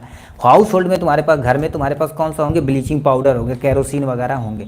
इंडस्ट्रियल में देखा जाए तो तुम्हारे पास मेथेनॉल हो गया, ठीक है, और तुम्हारे पास है एथिल ग्लाइकॉल हो गया, साइनाइड वगैरह भी होता है, ठीक है। टॉक्सिक प्लांट क्या होता है इनके बारे में आपको बता देते हैं। मॉर्फिन भी हो सकता है, ठीक है, वोमिटिंग, अरे मॉर्फिन देंगे तो उससे तो नार्कोटिक दवा, यदि ज़्यादा लेंगे तो भी पॉइजन केस हो सकता है, ठीक है। मॉर्फिन नहीं देते वोमिटिंग के लिए भाई, ठीक है, ठीक। ये तुम्हारे पास हो जाएगा साइनाइड जो सबसे खतरनाक। टॉक्सिक प्लांट कुछ ऐसे प्लांट होते हैं, आप मेडिकल स्टोर खोले हैं क्या, हैं का दवा खरीदना है, कहा का है ठीक है, अरे भाई कोई टेंशन नहीं, ठीक है, ठीक है। बाइट हो गया, जैसे कोई यानी बाइट यानी बोम यानी लिखा वेनम स्किन की, स्नैक किसी को काट लिया, स्पाइडर काट लिया, तो ये सबसे हो सकता है। तो सांप वगैरह देखा जाए तो खतरनाक होते हैं, ठीक है।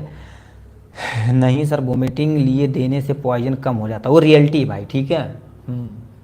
तो तुम्हारे पास न्यूरोटॉक्सिक होते हैं और हीमोटॉक्सिक होते हैं। कोई इंसेक्टिसाइड खा लिए, घर में देखेंगे जो खेत वोत में डालने वाला जहर रखा हुआ उसी को खा लेते हैं, मोस्ट ऑफ द केस वही खाते हैं, ठीक है। तुम्हारे पास क्या होता है, आर्गेनोफॉस्फेट होता है, आर्गेनोक्लोरीन होता है, ठीक है। थेरेपेटिक ड्रग्स है, ओवर डोजेज हो जाएगा तो non steroidal anti inflammatory drugs होती है, नार्कोटिक ड्रग्स भी खा सकते हैं, तब जहर पॉइजन बना देगा, ठीक। लीगल ड्रग्स तुम्हारे पास क्या होते हैं, कुछ कोडीन होती है, मॉर्फिन होती है, ठीक है। ये एक्चुअल में देखा जाए तो लीगल ड्रग्स होती है दवा के लिए, बट कुछ लोग खा लेते हैं तो दिक्कत हो जाती है, ठीक। तो ये हो जाएगा इनके बारे में। नेक्स्ट में तुम्हारे पास क्या लिख रखा है जी, clinical significance of drugs interaction, मतलब ड्रग्स इंटरेक्शन क्या होता है इसको बारे में पूरा डिटेल में बताना पड़ेगा। ड्रग्स इंटरेक्शन क्या होता है, कभी कभी दवाइयाँ होती हैं, दवा से रिएक्शन कर जाती है, या कोई दवाइयाँ ऐसी होती फूड से रिएक्शन कर जाती हैं, तो इसको तुम्हें अच्छे तरीके से बताना पड़ेगा। इसका सिग्निफिकेंस वगैरह क्या होता है, क्लिनिकल सिग्निफिकेंस सब कुछ बताना पड़ेगा। तो ये लिखा ड्रग्स इंटरेक्शन क्या होता है, ठीक है। क्या लिख रखा है, a situation in which a substance affect a drugs activity, ये ड्रग्स एक्टिविटी को क्या कर देते हैं, इफेक्ट करते हैं, ठीक है। ड्रग्स एक्टिविटी के इफेक्ट करते हैं, इंक्रीज और डिक्रीज द इफेक्ट, मतलब ये क्या कर सकते हैं, चाहे दवा की जो साइड इफेक्ट है उसको चाहे बढ़ा देंगे चाहे घटा देंगे, ठीक है। और प्रोड्यूस ए न्यू इफेक्ट, मतलब एक नया इफेक्ट प्रोड्यूस करेंगे, डैट, ठीक है। Drugs dot does not produce on it's the own, इस टर्म अब तुम्हारे पास ड्रग्स, ठीक है, इंटरेक्शन बोले, सिंपल सा क्या होती है, ठीक है, ड्रग इंटरेक्शन विथ मिल्क, हाँ, जैसे टेट्रासाइक्लिन बोले जो मिल्क के साथ रिएक्शन, क्योंकि मिल्क में एक लैक्टिक एसिड होता है, उसके साथ वो रिएक्शन करके एक टॉक्सिक सब्सटेंस प्रोड्यूस करता है, तो दिक्कत हो जाती है। जैसे अभी आपके यहाँ जैसे चौराहे पर जाएंगे दवा वाले लेने ना, तो कहेंगे अच्छा भाई ये दवाई खाना तो ये थोड़ा सा परहेज करना, ऐसे आपको बताते हैं, ठीक है, यही चीज़ें होती हैं, ठीक। तो क्या लिखा है, ये situation even a substance affect the drugs activity, मतलब ये ड्रग्स की यानी एक्टिविटी को खराब करते हैं या पूरी तरह से डैमेज करते हैं। प्रोड्यूस ए न्यू इफेक्ट, क्या क्या कर देते हैं, न्यू इफेक्ट प्रोड्यूस करते हैं। Does not produce on its own, तुम्हारे पास टर्म तुम्हारे पास ड्रग्स इंटरेक्शन बोला जाता है। ये दो तरह से होते हैं, कभी कभी दवाई इंटरेक्शन हो जाता है जिसे हम ड्रग्स इंटरेक्शन बोलते हैं, कभी कभी ड्रग्स फूड इंटरेक्शन होता है जो दवा खाने के कारण से हो सकता है। Clinical signification of drugs interaction, कौन कौन सा सिग्निफिकेंस हो सकता है, पहला ड्रग्स इंटरेक्शन में have the major effect on the therapeutic result होता है। कहने का मतलब क्या होता है, ड्रग्स इंटरेक्शन में भी मेजर इफेक्ट करता है, थेरेपेटिक रिजल्ट को बहुत ज़्यादा खराब कर देता है।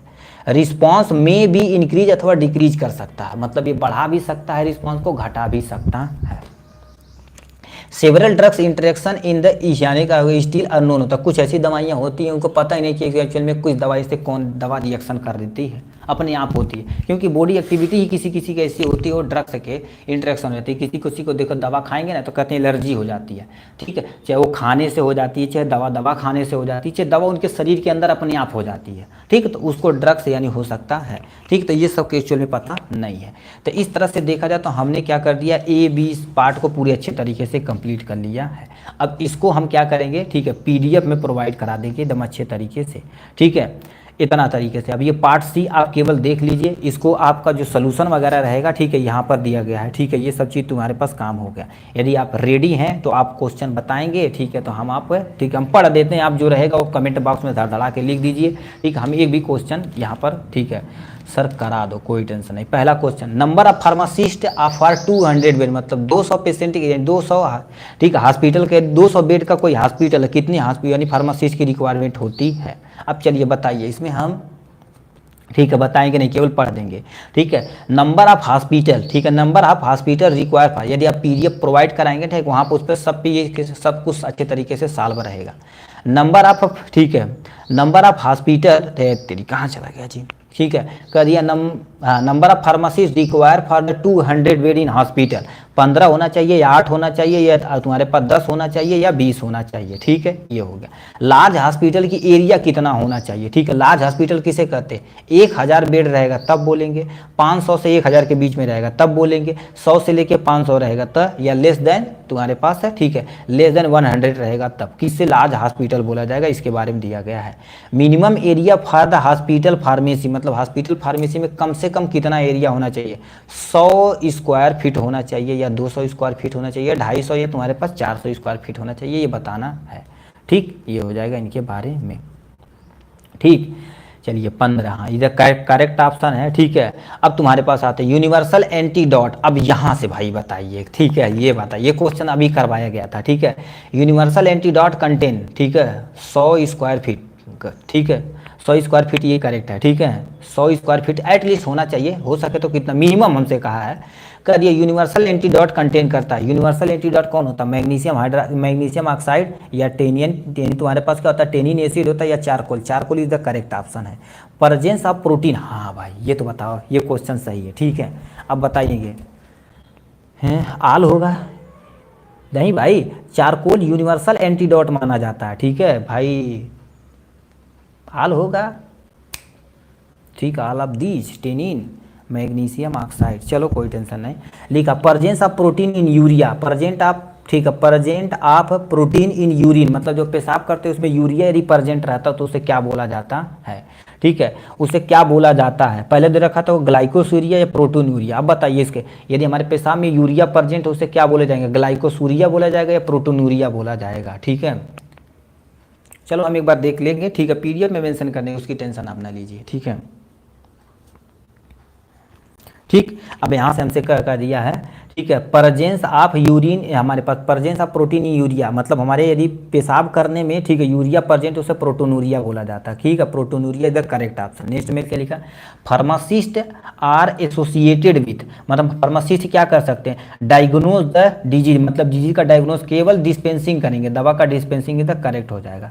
Total number of copy purchase the order prepare are, मतलब टोटल नंबर कितनी कॉपी होनी चाहिए, ठीक है, तो उसके बारे में आप बताना, 5 होनी चाहिए, 6, 7 या 9 होनी चाहिए। कोल्ड स्टोर कितना होना चाहिए, कोल्ड स्टोर ये भी हम आपको क्वेश्चन करा चुके हैं, ठीक है, क्वेश्चन करा चुके हैं भाई, ठीक है, क्वेश्चन करा चुके हैं, कोल्ड स्टोर कितना होना चाहिए, डिस्पेंसिंग तो सही है, इसमें आप यहाँ से बताइए, ठीक है, यहाँ से 2 क्वेश्चन दिया है, ठीक है, यहाँ से क्वेश्चन दिया है, कोल्ड स्टोरेज कितना होना चाहिए, 7 कॉपी होनी चाहिए, चलो कोई टेंशन नहीं, ठीक है, तो ये होना चाहिए। नेक्स्ट में तुम्हारे पास क्या होना चाहिए, ठीक है, कोल्ड स्टोरेज टेम्परेचर कितना होना चाहिए, यहाँ पर यानी 2 से लेकर 8 डिग्री, 10 से लेकर 14, 15 से लेकर 18, नन ऑफ दीज, 2 से 8 is the correct option. Cold store पूछा भाई, कोल्ड स्टोर 2 तरह का स्टोरेज होता है, तो टेबल बताए थे भाई, ठीक है, तो यहाँ पर देख लीजिएगा एक बार इसको, ठीक है। नेक्स्ट में क्या दे रखा है यहाँ से, ठीक है। अब यहाँ पर हम क्या आते हैं, इस पे चले आते हैं, देखिए सामने दे रखा है 2 से 8 डिग्री करेक्ट है भाई, चलो ठीक है, लिखा is the activity require for, ठीक है, कोल्ड प्लेस पूछा था कि कूल प्लेस पूछा था भाई, कोल्ड है जी, ठीक है, कोल्ड है तो दूसरा होता है, कोल्ड हम जानते हैं, ठीक है, चलो जाने दो भाई, ठीक है जाने दीजिए, ठीक है, लिख रखा है is the activity require for the organisation to deliver good service and customer, supply chain होना चाहिए या कोल्ड चेन होना चाहिए, तो इस पे टिक मारना पड़ेगा, ये 2024 में क्वेश्चन पूछा गया था। Patient who come to the patient यानी hospital with the general symptom like fever हो गया, ठीक है, कोल्ड हो गया, कॉमन हो गया, इस समय कौन आता है, जनरल आउटडोर आता है या इनडोर आता है, आउटडोर होकर ओपीडी में दिखा के वो चला जाता है, ठीक है। Disease of brain due to the abnormal electric discharge is known as, उसे इपिलिप्सी बोला जाता है, यानी उसे रिकरेंट यानी कामा बोल, कामा नहीं, कोमा में तो चले जाएंगे तो उनको कुछ हद तक पता नहीं रहेगा, ठीक है। डिसऑर्डर एबनॉर्मल इलेक्ट्रिकल डिस्चार्ज होता है, उसे मिर्गी बोला जाता है, इपिलिप्सी द करेक्ट ऑप्शन हो जाएगा। जब हमारे पास क्या दे रखा है जी, हार्ट रेट, तुम्हारे पास increase in heart rate, heart rate यदि इंक्रीज हो जाता है, ठीक है, इपिलिप्सी होता है, करेक्ट ऑप्शन हो जाएगा। नेक्स्ट में आप बताइए, ठीक है, इपिलिप्सी द करेक्ट ऑप्शन, ठीक है। नेक्स्ट में क्या लिख रखा है बाबू, increase in heart rate, heart rate को इंक्रीज जो कराता है, अरे मेरी ही बात है कई भाई इपिलिप्सी बोल दी है, ठीक है, हार्ट रेट कह दिया है, increase in heart rate, heart rate उसे कहते हैं तो ब्रैडीकार्डिया बोलते हैं, ट्रैकीकार्डिया बोलते हैं, कहते हैं हार्ट अटैक आ गई हो, ठीक है, तो ट्रैकीकार्डिया बोला जाता है, तो टिक मार देंगे इस पे। नेक्स्ट में लिखा है test is you detect the bile pigment, मतलब हमारे शरीर के अंदर तुम्हारे पास जो बाइल पिगमेंट का तुम्हारे पास होता है, ठीक है, बाइल पिगमेंट कैसे ट्रीटमेंट किया जाता है, तो सबसे पहले पल्मोनरी फंक्शन, नो ये भी रॉन्ग हो जाएगा, वो तुम्हारे पास फोर्थ पेज ये भी रॉन्ग हो जाएगा, तो लिपिड पैनल देखते हैं, लिपिड पैनल में देखते हैं कि एक्चुअल में लिपिड वो बाइल की मात्रा है कि नहीं, तो lipid panel is the correct option, ठीक है, क्योंकि बाइल, ठीक है, रीनल फंक्शन से नहीं देखते भाई, ठीक है, एक टेस्ट होता है रीनल टेस्ट में, एक टेस्ट होता है, ठीक है, जिस पे काम किया जाता है, रीनल फंक्शन टेस्ट पे एक काम होता है जिसे बाइल को डिटेक्ट करने के लिए उपयोग किया जाता है। लिपिड पैनल तो हमारे शरीर के अंदर फैट को डिपोजिशन को देखता है, चलो कोई टेंशन नहीं। लिखा है 6 मिनट वॉक टेस्ट इज, मतलब 6 मिनट टास्क किसके लिए किया जाता है, फ्लूड, ठीक है, फ्लूड प्रे, ठीक है, प्रे डिपरेटिव टेस्ट, या तुम्हारे पास पल्मोनरी फंक्शन टेस्ट, या तुम्हारे पास क्या कर दिया जाता है, ठीक है, और तुम्हारे पास फोर्स टेस्ट किया जाता है, या मॉडिफाई गेल्सन टेस्ट किया जाता है, ठीक है, तो इस पे बता देंगे यहाँ से, ठीक है। नेक्स्ट में तुम्हारे पास BAL is also known as, BAL को क्या बोला जाता है, लिख रखा यानी डाईमेरकैप्टॉल होता है, या तुम्हारे पास डिसफेरिनो, ठीक है, फेरियोजीन होता है, या नेलोपेरिफिन होता है, सोडियम नाइट्रेट होता है, कौन सा सही इसमें बताना पड़ेगा। लिखा है when type of poison is not known, मतलब ऐसे जो तुम्हारे पास टाइप ऑफ पॉइजन नहीं पता होता है, ठीक है, तो उसे हम उसके लिए एंटीडोट प्रयोग करते हैं, फिजियोलॉजिकल या केमिकल या मैकेनिकल या यूनिवर्सल, हमें नहीं पता रहता तो हम यूनिवर्सल एंटीडोट का प्रयोग करते हैं, तो डी करेक्ट हो जाएगा। लिखा प्रिस्क्रिप्शन फॉर शेड्यूल 2 तथा शेड्यूल 3 कंट्रोल, ठीक है, control drugs is valid for, मतलब जो प्रिस्क्रिप्शन होता है शेड्यूल 1, शेड्यूल 3 और शेड्यूल 3 के तहत, तो तुम्हारे पास क्या उसे प्रयोग किया जाता है, इसमें बताना है प्रिस्क्रिप्शन कितने दिन तक चलता है, ठीक है, शेड्यूलिंग के तहत 10 दिन, और तुम्हारे पास 20 दिन, 14 दिन, और यहाँ पर इसमें अब प्रिस्क्रिप्शन ऑफ ड्रग्स देखेंगे तो उसमें एक कम्युनिटी फार्मेसी से क्वेश्चन पूछा है। फीफो, अब इसका फुल नेम आप दिखाई तुरंत भान से, FIFO standard for first entry first out, first expiry first out, first year यानी एक्साइटेड फर्स्ट ओवर, इसको भी आप कमेंट बॉक्स में लिख के दिखाइए, ठीक है, ये भी आपको बताना पड़ेगा, ठीक। नेक्स्ट में तुम्हारे पास क्या लिखा, dash dash dash is a time taken between the placing order और and recipient of the drugs to the department, उसे लीड टाइम बोला जाता है या बफर स्टॉक बोला जाता है, इसको तुम्हें बताना पड़ेगा यहाँ से। नेक्स्ट में क्या लिखा, the outpatient who are able to walk and receive primary health care is called, उसे क्या बोलते हैं, जनरल, ठीक है, outpatient to have the walk and receive the primary health care, मतलब आते हैं लेके दवा चले जाते हैं, उसको जनरल आउट पेशेंट बोला जाता है, ये हो जाएगा। इमरजेंसी हो जाएगा, और तुम्हारे पास रीफर हो जाएगा एम्बुलेंसी पेशेंट, ये तो इसको भी टिक मार देंगे यहाँ से। तो इस तरह से देखा जाए तो तुम्हारे पास क्या हो जाएगा, 18 का सी इज द करेक्ट ऑप्शन, सही भाई, ठीक है, ठीक। तो इस तरह से देखा जाए तो हमने क्या कर दिया, पूरी तरह से इसको कंप्लीट कर लिया है, फार्मेसी, ठीक है, यानी हॉस्पिटल एंड फार्मेसी के बारे में अच्छे तरीके से हमने कंप्लीट कर लिया है, ठीक। अब आपको बता देना चाहते हैं शाम का इसका हिंदी वर्जन आएगा, ठीक है, उसको आप मत भूलिएगा, ठीक है। अब इस तरह से देखा जाए तो केवल हमारे पास 1 या 2 सब्जेक्ट बचा हुआ, पूरी तरह से ख़त्म हो जाएगा, ठीक है, और जल्द ही आपका स्टार्ट किया जाएगा भाई, क्या स्टार्ट किया जाएगा आपका सुपर 25 की सीरीज। ठीक है, तो ये रहा आपका पूरा पूरा क्वेश्चन। ठीक, चलिए आज के लिए बस इतना ही, फिर मिलेंगे नेक्स्ट वीडियो में नेक्स्ट टॉपिक के साथ। तब तक के लिए bye bye and take care.